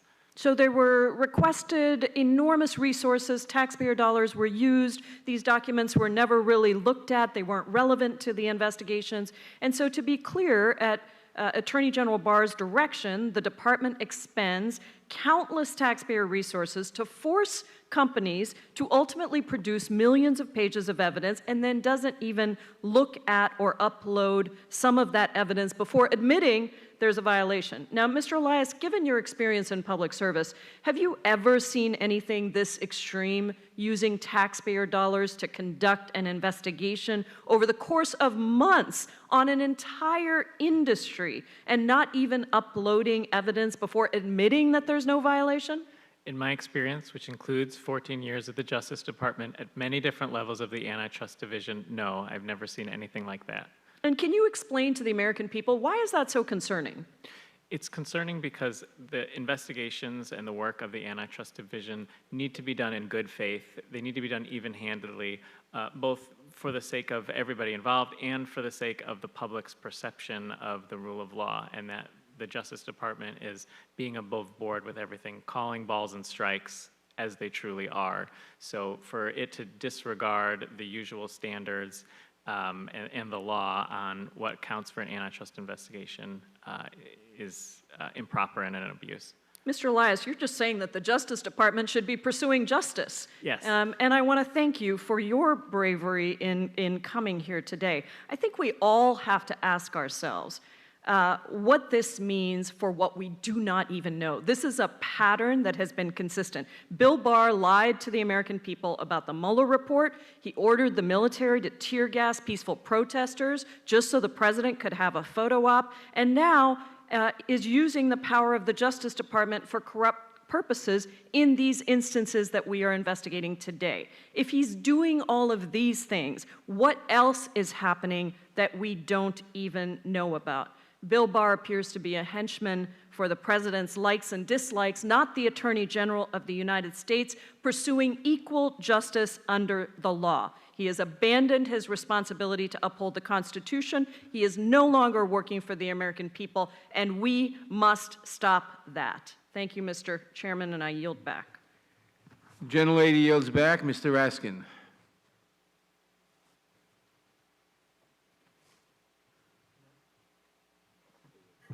Okay. Ms. Demings. Thank you so much, Mr. Chairman. Mr. Chairman, I care about the rule of law. I care about the oath of office that I've taken and that we've all taken, and what it means to take that oath of office to heart. Mrs. Zelensky, first of all, congratulations on the birth of your child. I also want to thank you for being a nonpartisan career prosecutor who treats people equally and fairly. Now, I believe that those would be welcome words, especially during this time in our nation when we're seeing civil unrest in all 50 states. A Justice Department that treats people equally and fairly. But we know that most people in our country don't have a fixer with the title Attorney General. Mr. Zelensky, in your testimony, I think it's so important that we keep our eye on the ball. We have heard so many distractions here today, but I'm committed to keeping my eye on the ball, to work hard to make sure that we do create a more perfect system of justice. Mr. Zelensky, in your testimony, you stated that political pressure resulted in the virtually unprecedented decision to override the original sentencing recommendation and the filling of a new sentencing memorandum that included statements and assertions at odds with the record and contrary to the Department of Justice policy. You went on to say that in the fraud and public corruption section of the United States Attorney's Office for the District of Columbia, you couldn't even recall a case where the government did not seek a guideline sentence after trial. Mrs. Zelensky, is that correct? That's correct, nor could anyone else in the U.S. Attorney's Office recall such a situation. So to be clear, that you could not recall it and nor could anybody else in that office recall it either. Is that what you just said? Yes. Thank you, Mrs. Zelensky. Mr. McCasey, during your confirmation hearing, you said, I appreciate these words, I served in the department in the U.S. Attorney's Office and SDNY for 35 years ago. I was never asked what my politics were.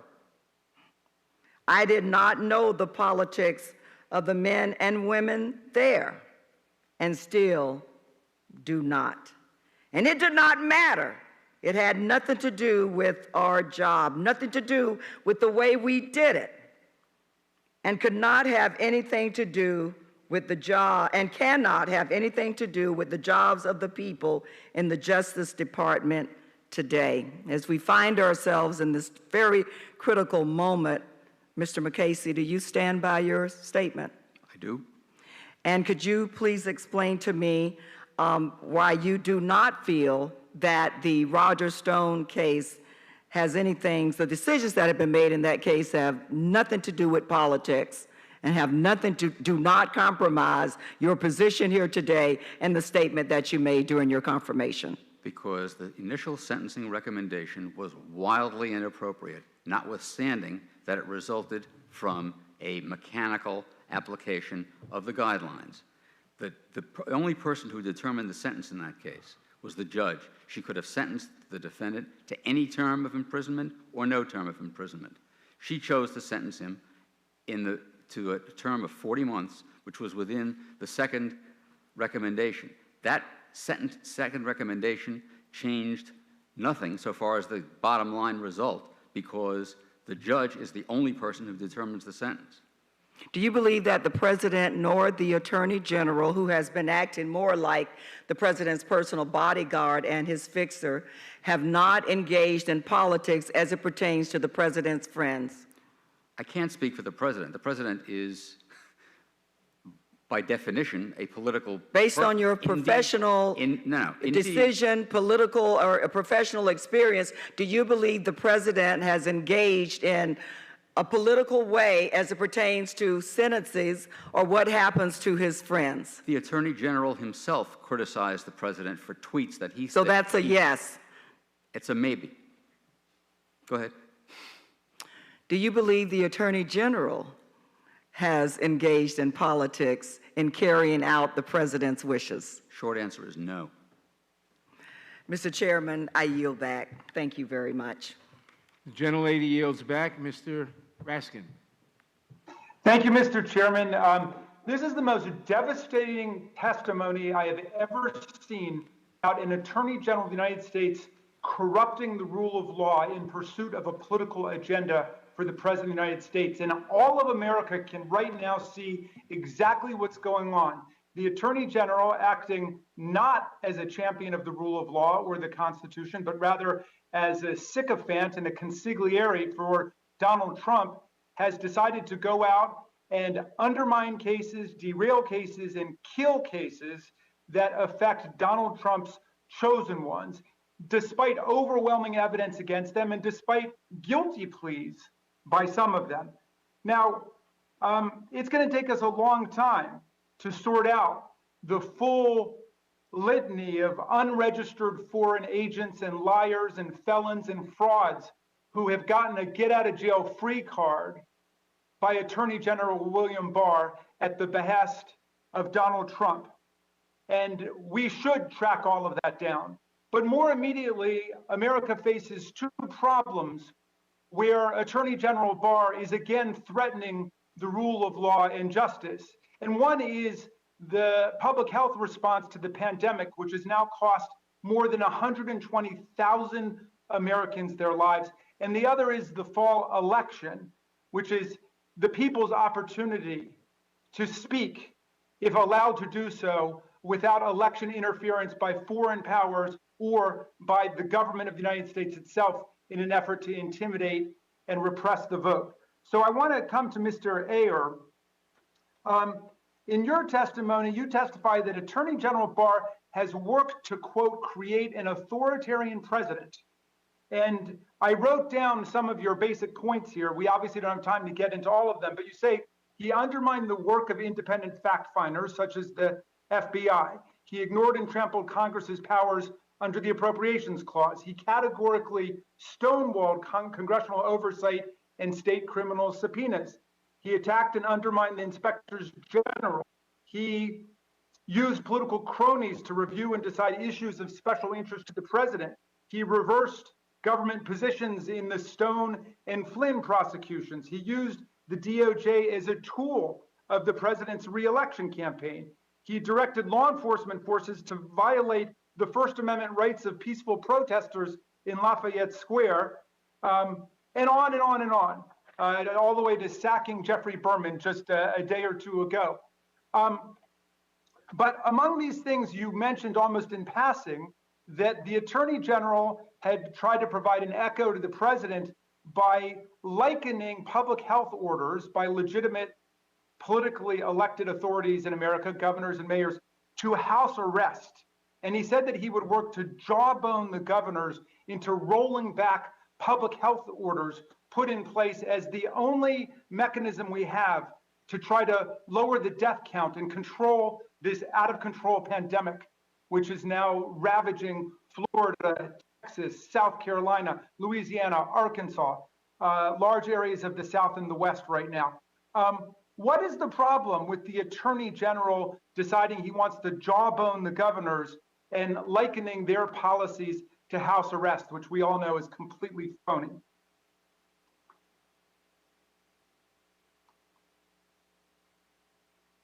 Your microphone, sir. The whole issue of how do you deal with public health problems? Obviously, there's a role for the federal government and one that's not been performed terribly well in terms of coordinating overall supplies. But the basic decision-making with regard to how you're going to make the particular decisions of what people need to do, they're very local and they're very unique to local areas. And the judgments, I think everybody recognizes, basically are to be made at the state and the local level in terms of when to open, how much, in what ways, et cetera. And What appears to have happened here, and it didn't just happen once, it appears to have happened several times, is that Mr. Barr, and he really does appear to be echoing statements that the President has periodically tweeted and made about opening up. Obviously, the President's been very intense about wanting to get everything opened up.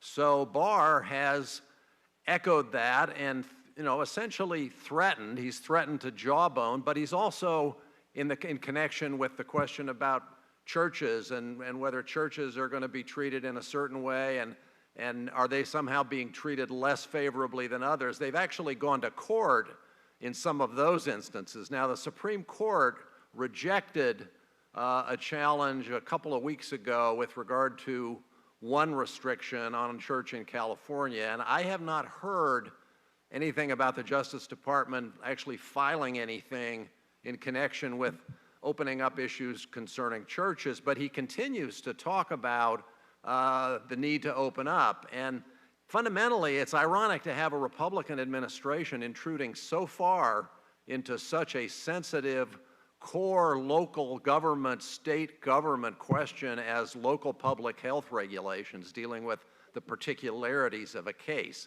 So that's really— Thank you, Mr. Mayor. I want to ask you one other question, if I might, which is simply, he's also provided an echo for the president, who has voted himself by mail in New York and in Florida, and whose party encourages its members to go out and vote by mail. But he's echoed the president in saying there's something wrong with voting by mail, and he's alleged that voting by mail makes us vulnerable to foreign influence by counterfeit ballots.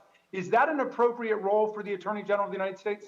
Well, I think it's not, and especially it's not because it appears to be something that there's absolutely no truth in at all. There are 5 states that do nothing but vote by mail, and every other state, I think virtually every other state, uses vote by mail somewhat substantially. And so the idea that we're going to throw cold water on the notion that we should use vote by mail, it's just disreputable.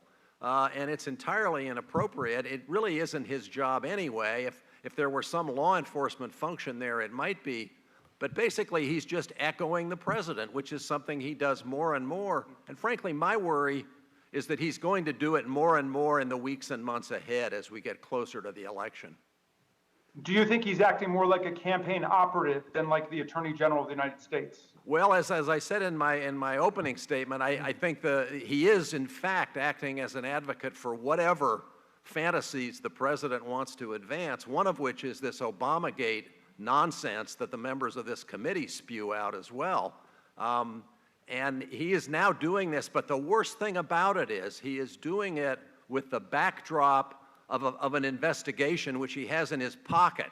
And nobody knows what that investigation is supposedly going to come up with, but he is hinting that he has terrible, incriminating things that he's found.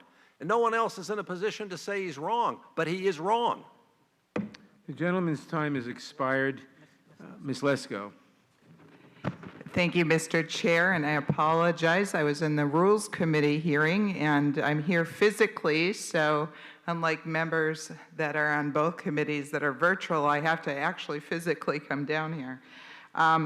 You know, just from the short time I've been here, boy, it sure does sound like this is political speech going on here. But I yield my time to Mr. Jordan, the balance of my time. Thank you.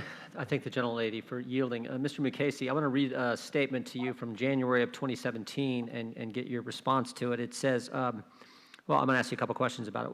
What's our goal? Truth, admission, or to get him to lie so we can prosecute him or get him fired? First of all, Mr. Mukasey, you happen to know who wrote that? The name escapes me at the moment, but it was a senior FBI official. Yeah, right. Director of FBI's Counterintelligence Division, Mr. Priestep, wrote that.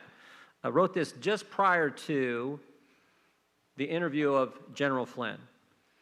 And what I want to know is that the kind of motivation that typically exists with investigators? Is their goal to get someone fired, to prosecute them? I thought the goal was to get to the truth. That is supposed to be the goal. Flynn, do you have concerns about that? I mean, Mr. Ayers just said it was nonsense to be concerned about things like this. He said, I think the term he used is we were spewing out things that were nonsense. This doesn't seem to me to be nonsense to be concerned about a senior official at the Justice Department, an important player in the investigation that was going on at the time that Peter Strzok was leading. Doesn't seem to me to be nonsense. You're asking me whether I agree? I'm asking you to comment. Go right ahead. Okay. If that wasn't, the point is that wasn't an isolated example. It was one example among many, and that phenomenon of it being one among many, it's the many part that I think is a real concern. Yeah, the many part, couple that with the statements we just talked about a few minutes ago that I asked you about, that the two people in the FBI working under Mr. Priestep, one of them under Mr. Priestep, one of them for Mr. McCabe, the statements they had relative to the investigation, two important investigations. So it's the combination of all that. How about this fact? How about the fact that 38 people unmasked Michael Flynn's name 49 times? Just the volume and the number of different people. Does that concern you, Mr. McCasey? Well, people who unmask are supposed to state the reasons, and I don't know what reasons they stated, but the sheer number would be of some interest. In your time in working in government, did you ever see anything like that in your experience? I did not. I was actually, truthfully, not involved in unmasking decisions or discussions, so I can't say whether and to what extent it happened. But it's supposed to happen only when it's necessary. Your first impression as a former Attorney General of the United States, you see 49 different times, 38 people in a short time span. You get 6 people at Treasury, for goodness sake. Well, 6 people at the Treasury Department unmasking Michael Flynn's name. Not just Clapper, Comey, Brennan, Biden, not just those individuals. I want to know more about what the nature of their interest is and why it was necessary to disclose the identity of a U.S. citizen. I do too. I do too. Mr. Elias, have you ever disclosed internal Department of Justice documents, including documents that might be privileged or confidential to anyone outside of the department? I don't believe I have done that. I did produce my Inspector General complaint to this committee in response to its subpoena to appear here today. But that was a document that was my own words and not... Why the hesitation? I mean, it's fine if you got the complaint relative to a so-called whistleblower, but is there hesitation because there's other documents you've disclosed?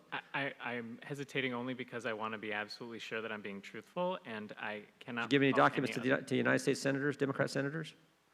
I am fairly confident that I have not done that other than my whistleblower complaint. I don't believe that I've given I don't believe I've given internal documents to... Have you ever worked at the White House? I was on detail as a career Justice Department attorney to the White House. What years? What time frame? It was 2015, the first half of 2015. Okay. Thank you, Mr. Chairman. I yield back. Gentlemen, I have a unanimous consent. I apologize, Mr. Chairman. The gentleman yields back. Mr. Correa. Could I do a unanimous consent? The gentleman will state his unanimous consent. Thank you, Mr. Chairman. I have a letter from the Justice Department to Senator Whitehouse from Assistant Attorney General Boyd, dated June 19th, 2020.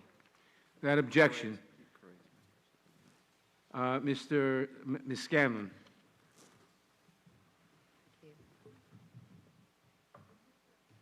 Mr. Elias, we've talked a lot about the politicization of the DOJ to serve the president's interests instead of the... Your microphone. I'm sorry, I'm just not close enough. You testified you believe the DOJ initiated certain investigations of the cannabis and California car industries because those industries were unpopular with Attorney General Barr and the president, and that you believe that this improper targeting undermines the public's perception of the DOJ as a fair administrator of justice. So this is essentially an allegation that instead of using the Justice Department to protect the rule of law and the American people, the Attorney General is using the DOJ to pursue the political whims of the president and expending public resources to retaliate against the president's enemies. Did you try to report those concerns to anyone, and if so, what happened? So I've reported those concerns to the Office of Special Counsel, the Office of the Inspector General, and to Congress. And there was a referral by the Office of Special Counsel to the department. They found the initial review of the facts to be concerning enough that they thought the agency should investigate. And I should clarify, as a technical matter, there's a second whistleblower here, and it was her complaint that came in just before mine that was referred. The department sent it to the Office of Professional Responsibility, which conducted a review, and it came back with a report that, to my knowledge, was first circulated last night that I have read, and that had a number of issues that I was questioned about by Mr. Collins, Representative Collins earlier. What's curious about that report is it says that even if the allegations are true, even if these investigations were motivated by animus and not by bona fide law enforcement reasons, then there's still no problem, that's not a violation of rules or regulations. And that's very concerning to me because it seems so self-evident that if your sole motivation is animosity, that's impermissible. If there is no rule or regulation, then there's sort of one missing because that's obviously wrong. So essentially, the investigation that occurred didn't address your underlying complaint, which was that these investigations were politically motivated. It just found that no other laws were violated. I think that's more or less correct, but it did say that even assuming they were politically motivated, that's not a problem, which is perplexing to me coming from the Office of Professional Responsibility. So it's kind of like the argument that if a president has the power to pardon someone, it doesn't matter why he's pardoning someone, even if it's an improper use of that power. I think that's a great analogy. Thank you. Mr. Zelensky, you testified about another way that President Trump had weaponized the Department of Justice at the expense of Americans by using the Attorney General to help save his friends from punishment. You referred specifically to the case of Roger Stone, who was convicted on 7 counts of obstructing justice, making false statements to investigators, and tampering with witnesses. When you reported your concerns that the department was letting the president's political considerations interfere in the Stone sentencing, what were you told? As I said in my statement, we reported our concerns on multiple occasions, but we were told that we could be fired if we didn't go along with it, and then we were told that this was not the hill to die on. Okay. Our U.S. attorneys take an oath to protect and defend the Constitution and to prosecute without fear or favor. But we've been hearing testimony about attorneys like Mr. Zelensky and others resigning rather than violate those principles. And I think it's important that the American public know that this is not normal. Mr. Ayer, you've served in Democratic and Republican administrations. Have you ever seen this many career officials express alarm about the politicization of the department with no actions taken? Why is this such a problem?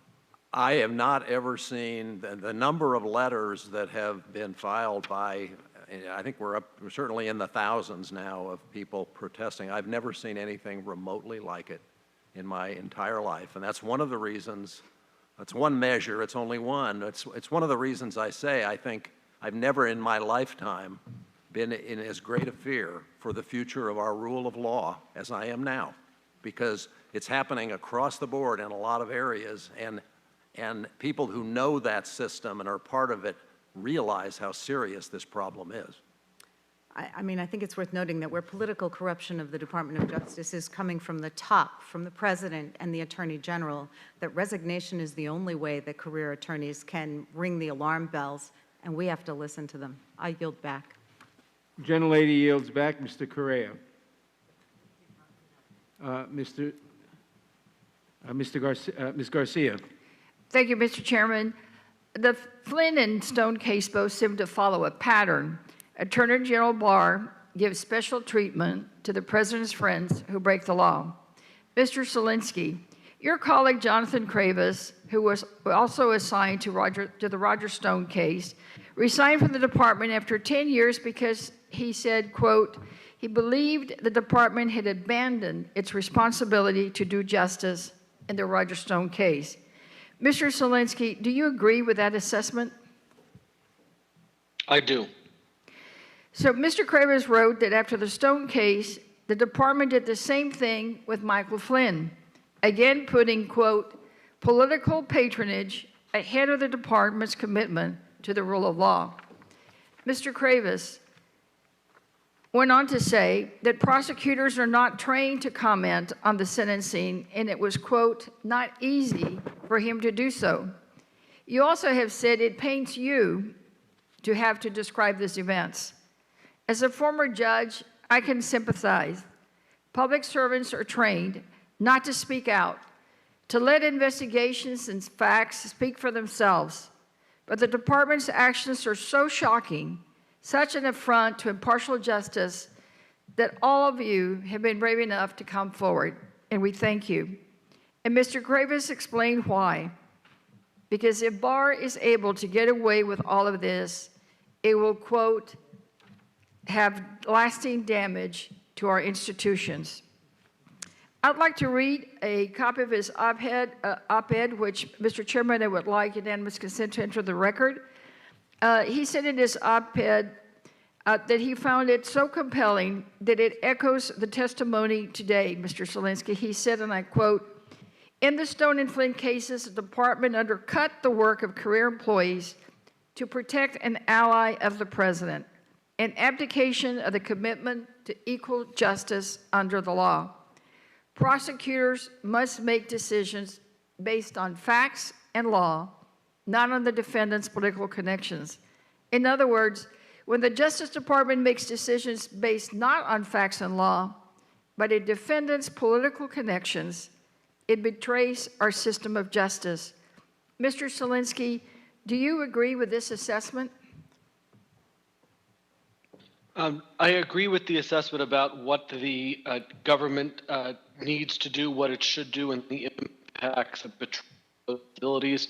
I just want to be very clear, Congresswoman, I am not authorized to, nor do I seek to comment on the developments in the Flynn case. Thank you.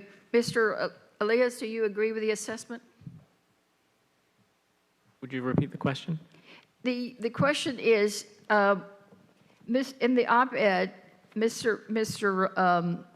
Kravis says that in the Stone and Flynn cases, the department undercut the work of career employees to protect an ally of the president, an abdication of the commitment to equal justice under the law. Prosecutors must make decisions based on facts and law, not on the defendant's political connections. So do you agree with that assessment? I think with the general proposition that prosecutors have to make their cases based on their assessments of the facts and the law and not personal connections, yes, I agree with that. Okay. Mr. Ayer, do you agree with that assessment? Yes, I do. Well, I do as well. And what's worse is that what Attorney General Barr did to the prosecutors who were brave enough to speak out, he publicly condemned them, despite knowing that they could not defend themselves. Mr. Kravis wrote that these actions, quote, send an unmistakable message to prosecutors and agents. If the president demands, we will throw you under the bus. Mr. Elias, what has been the effect on morale to think the Attorney General will, at the president's whim, throw employees under the bus? Well, when you look at morale in the Antitrust Division, as reflected in the Viewpoint Survey, we are ranked 404 out of 420. 404 out of 420. Yes, for agency subcomponents. So you're down at the bottom. Yes. All right. Mr. Zelensky, how unique is this for a department to provide special treatment to a favorite friend and ally of the president over the recommendations of career attorneys?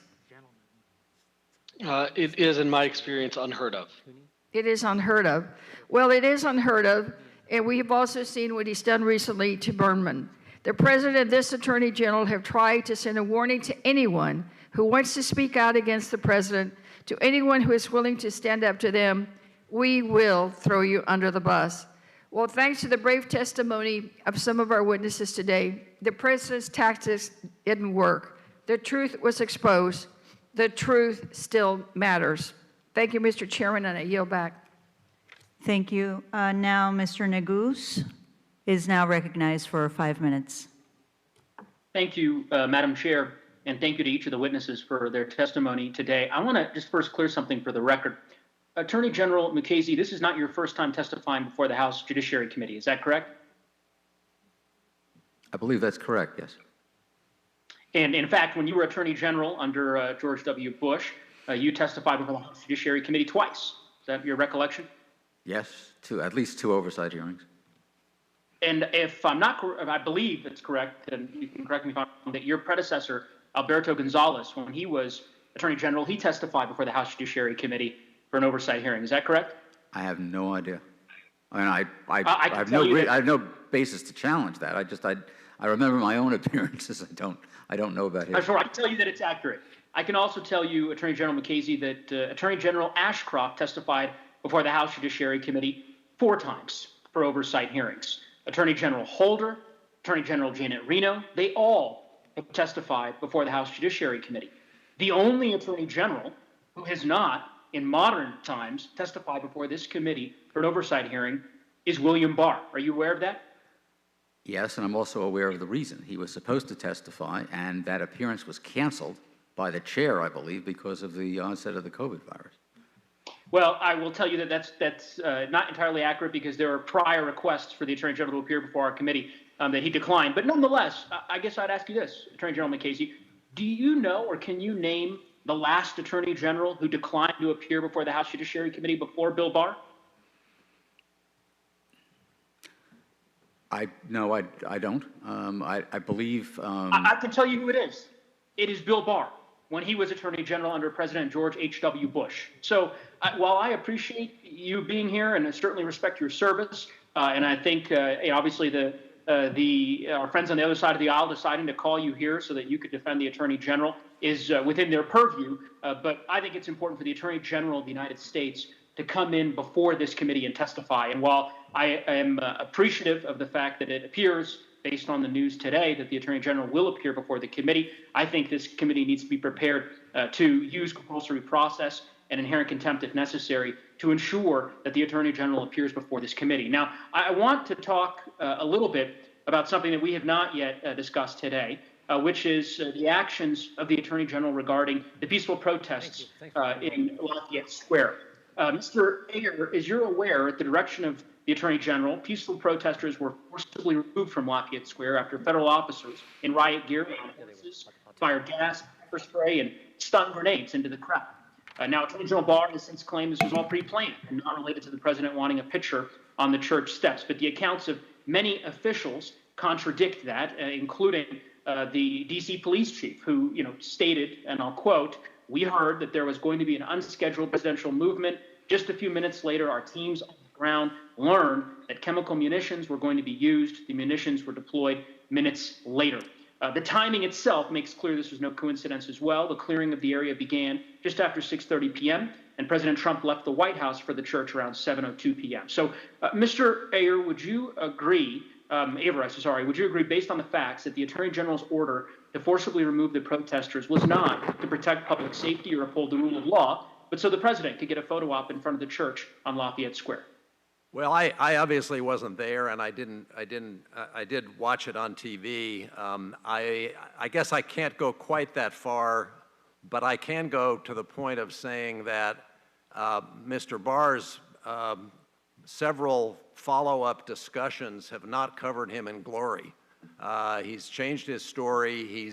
The last thing that I think I understand is that he admits that he ordered the troop movement, but he said he did it, at least this is what I remember, he said he did it at 2 in the afternoon, and that the photo op wasn't until, like you said, early in the evening, and so he couldn't possibly therefore have ordered it in order for the photo opportunity, because he didn't know about it at the time. However, he was there at the time. He obviously could have unordered it if he had wanted to. He also made rather strange comments related to what sort of eye irritants were used. He tried to make some meaningful distinction between pepper balls or pepper spray or whatever it is and tear gas on the ground that one wasn't a chemical irritant. The whole discussion of him, to me, what exactly he ordered when, I'm not sure, but the one thing I'm absolutely sure of is that A, he was the one that ordered it, and B, his handling of it was such as to give us all enormous basis to distrust everything he says. Well, let me ask the question this way. In all your years of public service, have you ever seen the Attorney General of the United States order the Park Police to violently clear with tear gas peaceful protesters? Well, I haven't seen it, but I can't tell you for sure it never happened. But I'm certainly not familiar with it, nor am I myself familiar with instances where the Attorney General himself has assumed the role of sort of field marshal ordering police and troops around. I've never seen that. I'm not saying it necessarily hasn't happened, but I'd love someone to tell me. Thank you, Mr. Ayer. Your time is yield up. back. Thank you. Before I recognize Representative Buck, let me just remind every member of this committee and people that are walking into this room that the guidelines have been set forth by the Office of the Attendee Physician and the House Speaker that members need to be wearing masks. And the chairman stated earlier very clearly that members will not be recognized if they are not wearing masks. Now, Mr. Buck, I will recognize you, but Mr. Jordan, I find it incredibly disrespectful that you have been sitting here next to the chairman without wearing a mask. You're putting other people's lives and their families Every time I in speak danger. with the chairman, I put a mask on, I maintain Mr. proper Buck, you're now social- recognized. proper social distance. Mr. Buck, you're recognized. And the unmasking this committee should be concerned about is the unmasking that took place at the end of the Obama administration. Mr. Buck, But would you obviously like your not. 5 minutes?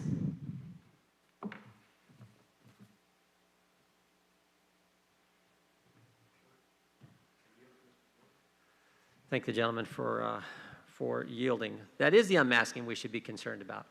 38 different people, 49 different times. 6 people at Treasury. What, 6 people at Treasury unmasking Michael Flynn? It makes no sense. I do think it's important to get back on the record here. The Attorney General was scheduled, as Mr. McCasey said, the Attorney General was scheduled to be here. Attorney General was scheduled to be here in March, and I believe he is coming next month.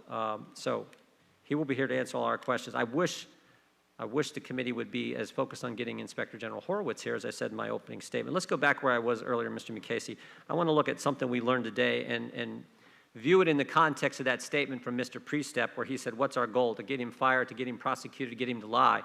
I want to view it in light of what we have learned today that took place just a few weeks prior to that. January 4th, 2017, we learned today that former President Obama, James Comey, Sally Yates, Joe Biden, and Susan Rice discussed the transcripts of Michael Flynn's calls and how to proceed further against him. Mr. Obama himself directed, quote, the right people to investigate Flynn. I'm reading from the supplement that was in front of the court last night, would help them, I think, make their decision. This caused former FBI Director Comey to acknowledge the obvious. General Flynn's phone calls with Ambassador Kislyak appear legitimate.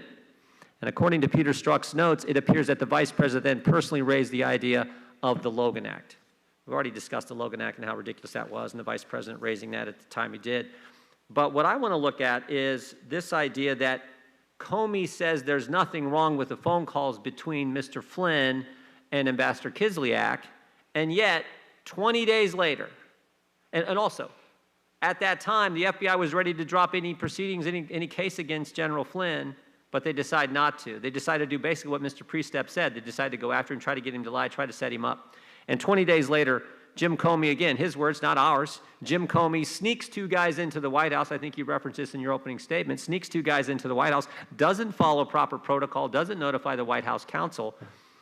That's the part that alarms me and I think should alarm any citizen. Your thoughts on all that? Well, I've seen the summary of the Strzok notes that you mentioned. That just came out today, I believe. Yep. The timing, as you say, is disturbing. Yeah, sure is. Mr. Zielinski, you mentioned those 2 names, Mr. Cooney, and then give me the other name one more time because I want to ask you a few questions about these individuals. Sure, Congressman. I believe the name that you're looking for is the former assistant for the U.S. Attorney's Office. As I indicated earlier, his name is Alessio Evangelista. Evangelista, okay. Now, how many conversations did you have with these 2 individuals about the Stone case? I just want to be clear before I answer. These are not all of the supervisors that I spoke with, but about the Stone case, I would say I spoke to them dozens, if not 50 times. about the sentencing recommendation in the Stone case? At least a dozen times. After February 10th, after you filed it, or before? Prior to February 10th, I'm sorry, you're asking prior to the filing Look, you memo? file it on the 10th. There's a supplement the next day. The judge decides the supplement's the right way to go, not your approach. After February 10th, you said you spoke to Mr. Cooney and Mr. Evangelista about this, and they indicated that it was politics that were driving it. I'm asking you, how many conversations did you have with these two individuals after the 10th about the sentencing issue? Congressman, I want to be very careful because I want to truthfully answer your questions to the best of my abilities. I did not have any conversations with Mr. Evangelista following the filing of our memo. The conversation that I outlined in my statement was with the head of the Fraud and Public Corruption section. Okay, and that's when they told you it was politics that was driving the decision to change the sentencing recommendation. Is that right? That was one of the times. I had previously been told. Who did they get the information from that they passed on to you? Who told them that it was politics driving it? I just want to be clear again, Congressman. When you say them, it was the head of the Fraud and Public Corruption. Okay, who told him or her? Who told Mr. Cooney? Whoever that person is.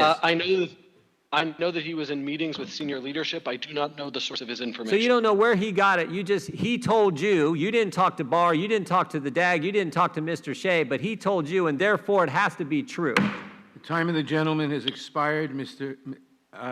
McBath. Thank you, Mr. Chairman. And I just have to say I've been extremely troubled by the events that occurred in our country, and more so by what we've been hearing today. And I'm heartened that our nation has, decided that they want to come together. But to come together, we need trust, and we need trust in our justice system. Some of my colleagues have suggested that you, our witnesses today, have come forward to testify for political reasons. And I do not believe that to be the truth. I believe that you are brave, independent public servants who have stepped forward to simply tell the truth. So I'd like to give each of you an opportunity very briefly just to tell us why you're testifying today. Mr.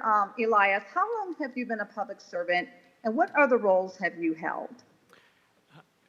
Thank you, Congresswoman. I have been a public servant since 2006, and I've held a variety of roles at the DOJ, including 2 stints as a trial attorney, a special assistant in the Office of Operations.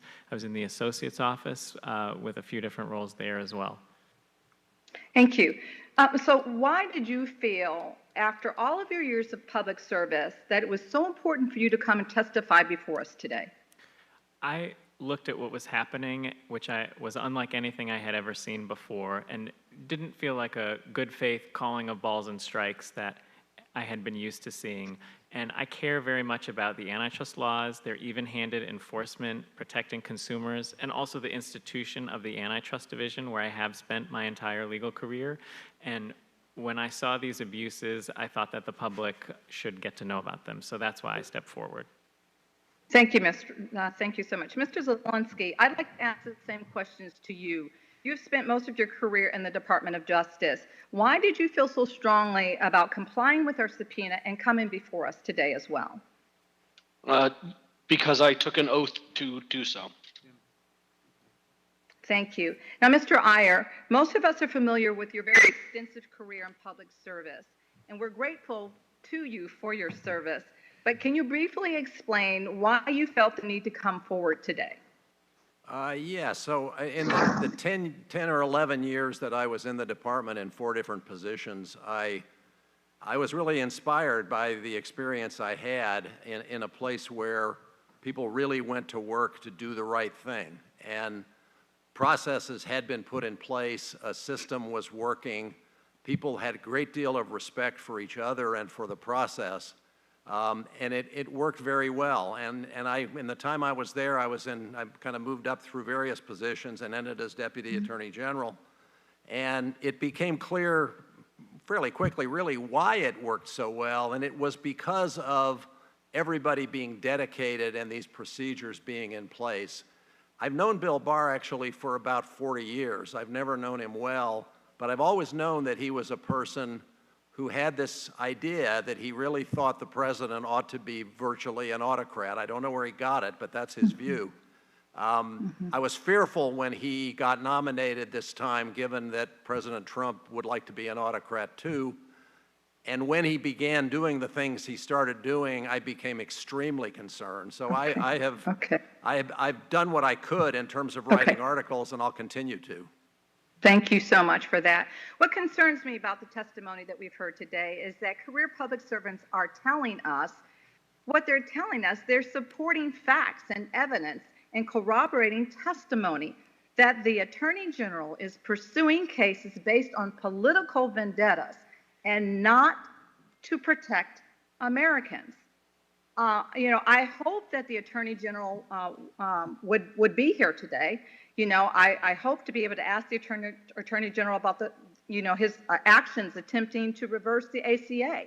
I had hoped to ask him about what he plans to do to prevent gun violence from increasing during this crisis. I had hoped to ask him about the plans to ensure that all Americans have access to affordable health care, but he did not show up. So we need now more than ever, we need to come together, but we also need answers. And it's in times like these that when we're in crisis like this, these are the kinds of times that define us. These are the moments that define us. So, Mr. Chairman, I ask unanimous consent to submit a letter for the record from 33 former Antitrust Division employees who write that Mr. Elias is, and I quote, a person of integrity and a person who speaks the truth and fights to do what is right, end quote. They also state that Mr. Elias is, and I quote again, respected throughout the Department of Justice for his candor and his commitment to justice, end quote. Without objection, and the gentlelady yields back. Mr. Stanton. Thank you very much, Mr. Chairman. There is deep concern that the Attorney General is using the Department of Justice to punish the President's personal and political adversaries. Such actions are a blatant abuse of our constitutional system. Perhaps even more troubling is that in doing so, the Department of Justice's resources are not being used to protect the American people. Our witnesses have provided evidence here today that the Attorney General is pursuing meritless investigations simply to appease the President. Mr. Elias, in your testimony, you mentioned the Department of Justice's investigation into 4 automakers in California who were trying to implement stricter air quality emission standards than those that the Environmental Protection Agency was going to adopt. In other words, they wanted to help clean our air. Is it correct to state that the Department of Justice used immense resources, including dozens of attorneys and staff, to pursue these investigations, even when career staff told leadership that there was no need to further pursue these investigations? So the DOJ did use dozens of attorneys for the cannabis investigations that are also featured in my complaint. The emissions investigation was a smaller staff. But yes, public resources were used in pursuit of that investigation.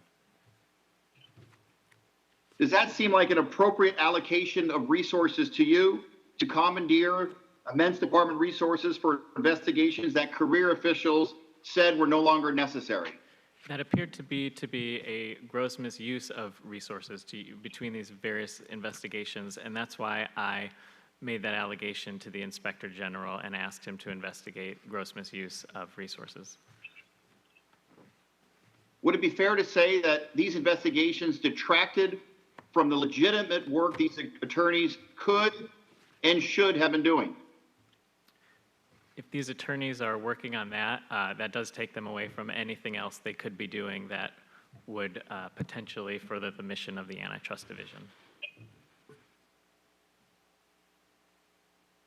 Using department resources to appease others' activity fails to protect American consumers. In fact, such actions actively harm Americans by weakening the department's ability to prosecute legitimate antitrust claims. The American people would much rather see the Department of Justice investigate issues of grave concern to us all. For example, companies seeking to price gouge Americans by making them pay more for essential health products in the middle of a pandemic. Back in April, my colleague, Congressman Ruben Gallego, and I brought to light a price gouging chain taking place in Arizona. The City of Phoenix Fire and Police Departments were being charged nearly 600% more than the usual prices for N95 masks during a pandemic. Such egregious and completely unacceptable behavior requires the Department of Justice to use all of its resources to enforce our laws. What I find so troubling is that while the Department of Justice is spending time on illegitimate investigations, it could be working to fight real injustices in our system. Americans deserve a Department of Justice that serves the people and treats all defendants equally under the law, regardless of who they know or their political affiliations. And above all, they deserve a Department of Justice that follows the law. The testimony today continues to reiterate the urgent need for the Attorney General to appear before this committee. I look forward to having Attorney General Barr here in July because Congress and the American people have serious questions that need immediate answers. I yield back. The gentleman yields back. Ms. Dean. Thank you, Mr. Chairman, and I thank all of the testifiers, all four of our testifiers, for coming before us. I admire your sense of duty. I admire your giving of your time and your public service. America is counting on you. They're counting on Congress. They're counting on you, and I thank you for coming before us. Mr. Ayers, I'd like to go into a little bit more something that Jamie Raskin, Representative Raskin, brought up. The testimony today that most of you have delivered has confirmed what we have feared, that the Department of Justice is being used by the President and the Attorney General as a partisan political tool. It appears that Attorney General Barr's actions towards states amidst the coronavirus pandemic is part of the subversion of justice. We're in a pandemic, we're in a political year, an election year. On April 17th of this year, the President tweeted, and I quote, "Liberate Minnesota!" exclamation point. Quote, "Liberate Michigan!" exclamation point, and in all caps, "Liberate Virginia and save your Second Amendment. It's under siege," end quote. Shortly thereafter, Attorney General Barr, publishing a memo appointing the Assistant Attorney General for Civil Rights and the United States Attorney for the Eastern District of Michigan to investigate states' stay at home. Needless to say, that broad order included Minnesota, Michigan, and Virginia, the states the President had politically targeted. Mr. Ayer, Professor Ayer, is it standard practice for an Attorney General to bring action against states based on a President's political exclamations? No, of course it's not. And I think in this instance it's particularly unsuitable when the nature of the problem is really a genuine local problem that varies from place to place. But the pattern that you point out of Mr. Barr acting sometimes right after, but in any event totally in a consonant manner with somewhat intemperate at times political expressions, usually tweets by the President, it doesn't just happen in this area, it's happening in a lot of different areas. The one I'm the most concerned about is the one that relates to this Obamagate nonsense that's being spewed by the President, and Bill Barr is echoing it now in TV appearances that are running about every 10 days. He goes on Fox News and he talks about his investigation and how people are going to get charged, and I don't know what's next. I've seen that. I fear what's next. Even more concerning is that AG Barr has made clear he will use his powers to strong-arm states into doing what he wants regardless of the law. White House health experts publicly emphasized that removing stay-at-home orders prematurely, these are the health experts, prematurely could lead to avoidable death and suffering. Barr has, as my colleague raised, threatened to jawbone governors, that's his word, who followed these public health recommendations. Mr. Ayer, in your written testimony, you explain that, quote, and I'll quote you, "Conduct limitations to protect the public safety in a health crisis are uniquely within the province of the state and municipal government, and they are choices that are highly local and tragically difficult." Do you believe the Department of Justice review of states' challenges, the Attorney General Barr's challenges to stay-at-home orders was motivated by a legitimate concern or constitutional overreach? Well, I think it was constitutional overreach. I think it was a solution to a problem that didn't exist because the president wanted that interference to occur. That's what I think. And it's certainly not my grandfather's Republican Party who believed states' rights were very important to protect, particularly in the area of public health. You even said that Chief Justice Robert wrote that our Constitution principally entrusts the safety and health of the people to the politically accountable officials, to the states to guard and protect. Is that correct? That is right. At the height of the global pandemic that shuttered 50 states, the President and the Attorney General conspired to use the might of the Department of Justice to punish states who took necessary actions. With my remaining time, just very briefly, do you believe Mr. Barr is fit to continue serving as Attorney General, yes or no? No, I absolutely don't. I wrote an article about 8 months ago saying that, and it's gotten nothing but worse. And finally, Mr. Zelensky, I too thank you for being with us. I have to tell you, it is not lost on me that in this committee we have hit a new low when members on the other side of the aisle, mostly members who will refuse to wear a mask, attempt to paint you, they failed, but attempt to paint you in some negative light for staying in a remote location to protect a newborn child. I will say to you, what we believe on this side of the aisle is thank you for your duty, for your service, for protecting your family and your newborn baby. And I think the only thing we should have said in regards to your reason for not being here is congratulations on the birth of your baby. With that, I yield back. The gentlelady yields back. Ms. McCarcel-Powell. Thank you, Mr. Chairman. Mr. Ayer, I want to focus on Barr's handling of investigations into election interference. In Florida, we have serious concerns about the security of our elections. The Russian government hacked Florida's election system in 2016, and it is crucial that we ensure the integrity of the election process in November.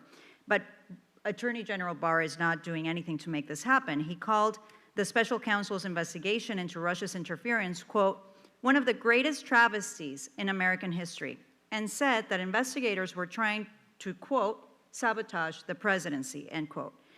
Let's be clear. The special counsel's investigation confirmed that Russia attacked our elections. Several people were indicted, including members of the Trump campaign, for lying about their involvement into Russia. The intelligence community and the Senate Intelligence Committee also confirmed the Russian hacking. Even Attorney General Barr said that, quote, I am confident that Russians attempted to interfere in the election, end quote. Mr. Chairman, I'd like to enter into the record this op-ed published in USA Today by Attorney General Barr on February 19, 2020. Without objection. Thank you. In the statement with FBI Director Wray, Barr lists Russia as a current threat. It says that an informed and discerning public is a resilient public, meaning we need to tell the public about Russia's threat. But AG Barr's words mean nothing because he's not here to tell the public anything. He and the president would rather attack the investigations into interference than protect our elections and prevent Russian interference. In March, AG Barr dropped the 2-year-long prosecution of a Russian company charged with conspiring to defraud the U.S. government. The company was organizing a social media campaign to interfere in the presidential election and is run by a man referred to as Putin's chef because of his proximity to Vladimir Putin. Mr. Ayer, does it concern you that the Attorney General is dropping investigations of Russian companies who have harmed us? Well, I don't know the facts of the cases you're talking about, so I can't comment specifically. It does bother me a lot that I'm not aware that there's very much being done to deal with the problem of Russian interference in our election. And it seems to me there ought to be just an enormous priority on that, just as there should be an enormous priority on figuring out how people are going to be able to vote with the coronavirus. So I'd like to see the priority somewhere other than the wrong direction, which is some of the areas he's talking about. Thank you. And, you know, the Attorney General knows that Russia is a threat, but he is dropping prosecutions against Russians who attacked us. What message does it send to other foreign threats like China or Iran if our Attorney General won't hold Russia accountable. Mr. Ayer, you wrote in your written testimony that AG Barr was, quote, actively undermining and subverting the role of independent fact finders who were put in place precisely so that the public can have trust in our justice system. Can you briefly explain this to us? Well, it's a couple of different levels of activity. One is, the statements he made with regard to the Mueller investigation, basically whitewashing the findings with regard to obstruction. That was the biggest single part. He just misled us about it. In December, when the IG investigation by Horowitz of the Russian interference investigation came out, and they found it was properly predicated and there was no bias in the oversight of it, Barr immediately went public and I think went on the media and announced he disagreed with that. So he actively intervenes and undermines conclusions, but he also acts to replace, to override, he has these processes he's put in place, including his own investigation, duplicative investigation of the Russian interference, and then these little things that come along like doing intake of information from Rudy Giuliani. Well, we'll just handle that in-house. We won't let the career people deal with that. There's a bunch of those. I share your concern. This should not be about party politics. The stakes are way too high, and we all should be focused on protecting the integrity of our elections, Mr. Ayer. But when the integrity of law enforcement is corrupted, when men place themselves above the rule of law, nations fail. I can tell you that because I have witnessed it firsthand in Latin America. Governments filled with corruption devolve into chaos when politics are injected into the justice system. People lose their faith in their leaders, and I don't want that to happen in the United States of America. William Barr's actions is taking the Department of Justice down that path. His conduct is corrupt, dangerous, and it must be stopped. I yield back. The gentlelady yields back. Ms. Escobar. Thank you, Mr. Chairman. I want to close today by going back to what happened in Lafayette Square. On June 1st, Americans were shocked as they watched an incredible scene unfold. Here in Washington, D.C., peaceful protesters in Lafayette Square came together in protest, demanding change after watching graphic video of George Floyd's murder. They came together in protest, demanding change because of our country's horrific history of police brutality linked to racism. And on June 1st, while they peacefully stood in Lafayette Square, these peaceful protesters were overcome by mounted law enforcement and tear gas. Protesters, members of the media, Americans watching this at home were all stunned and wondered why. Moments later, as the president sauntered over to St. John's Episcopal Church, the story became more clear. We now know that in Lafayette Square, Attorney General Barr's department engaged in these tactics, forcibly removing protesters with tear gas and pepper spray, using stinger ball grenades, not to uphold the rule of law, not to protect Americans, but because the president wanted to pose for a picture. In other words, Attorney General Barr used the powers of the Justice Department to help the president's campaign film an ad. The president, rather than understand why he should feel shame for this, praised the horrific treatment of these protesters, tweeting, quote, "The protesters, agitators, anarchists, Antifa, and others were handled very easily by the Guard, DC Police, and SS. Great job," end quote. There was immediate nationwide outrage, including condemnation of this egregious abuse of power by Archbishop Wilton Gregory, General Jim Mattis, former Joint Chiefs of Staff Chairman Martin Dempsey, and Chairman Colin Powell, and a number of others. It couldn't be more clear that Attorney General Barr, as the president's chief enabler, is willing to lie and corrupt the department so that he can protect and promote the president's personal and political interests at all costs. We have heard today how Barr weaponized the Department of Justice to retaliate against states the president doesn't like. We have also heard today how the department is granting special favors to defendants who break the law, all because the U.S. attorney was afraid of President Trump. And he has reason to be afraid. We heard today what happens to prosecutors who stand up, like Mr. Zelinsky, and say this is wrong. They are told to get in line or you will lose your job. And we've seen how true that actually is. U.S. Attorney Jeffrey Berman said his office would conduct its investigations without fear or favor. Investigations that we know go to the heart of the president's inner circle. And what happened to him? He was fired. We have confirmed today what we've known all along. The Attorney General is willing to corrupt our government, ignore our rule of law, and do whatever it takes to keep Trump in power, including subverting the upcoming elections. And Barr will lie to the American people if it helps the president achieve his goals. He cannot and should not get away with this. Mr. Ayer, I would like to end by asking you, with your decades in office as a public servant, what happens to our democracy if we do not hold Barr accountable? Can you describe what the effect is on the American people's perception of the Justice Department if our Attorney General is allowed to place the president's wishes above our rule of law?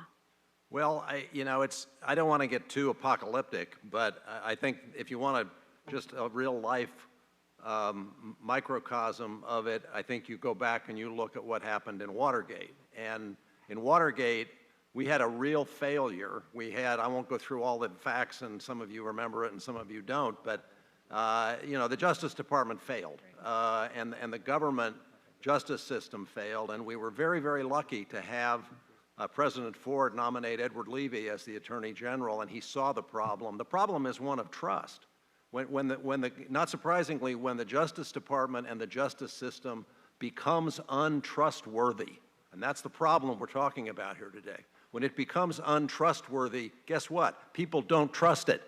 And when people lose trust in the government and they lose trust in the law, then you don't have law. Then you have lawlessness. And you go from there, and you know what ends up happening. So it's very important that we recognize what's happening now. What's happening now is much worse than what happened in Watergate, much worse. It's across the board. It's a systematic effort to undo the checks that were put in place in Watergate and others that existed in the Constitution. And we need to do something about it. People need to stand up now and demand that something be done about it. This guy has got to go, and we need to get back on the track of having a system of justice where we care about doing it right and being fair and even-handed. Thank you, Mr. Ayer. And sadly, this hearing demonstrates that Mr. Barr isn't the only enabler of President Trump. He unfortunately has way too many. Thank you, Mr. Chairman. I yield back. The gentlelady yields back. This concludes today's hearing. We thank all of our witnesses for participating. Without objection, all members will have 5 legislative days to submit additional written questions for the witnesses or additional materials for the record. Without objection, the hearing is adjourned.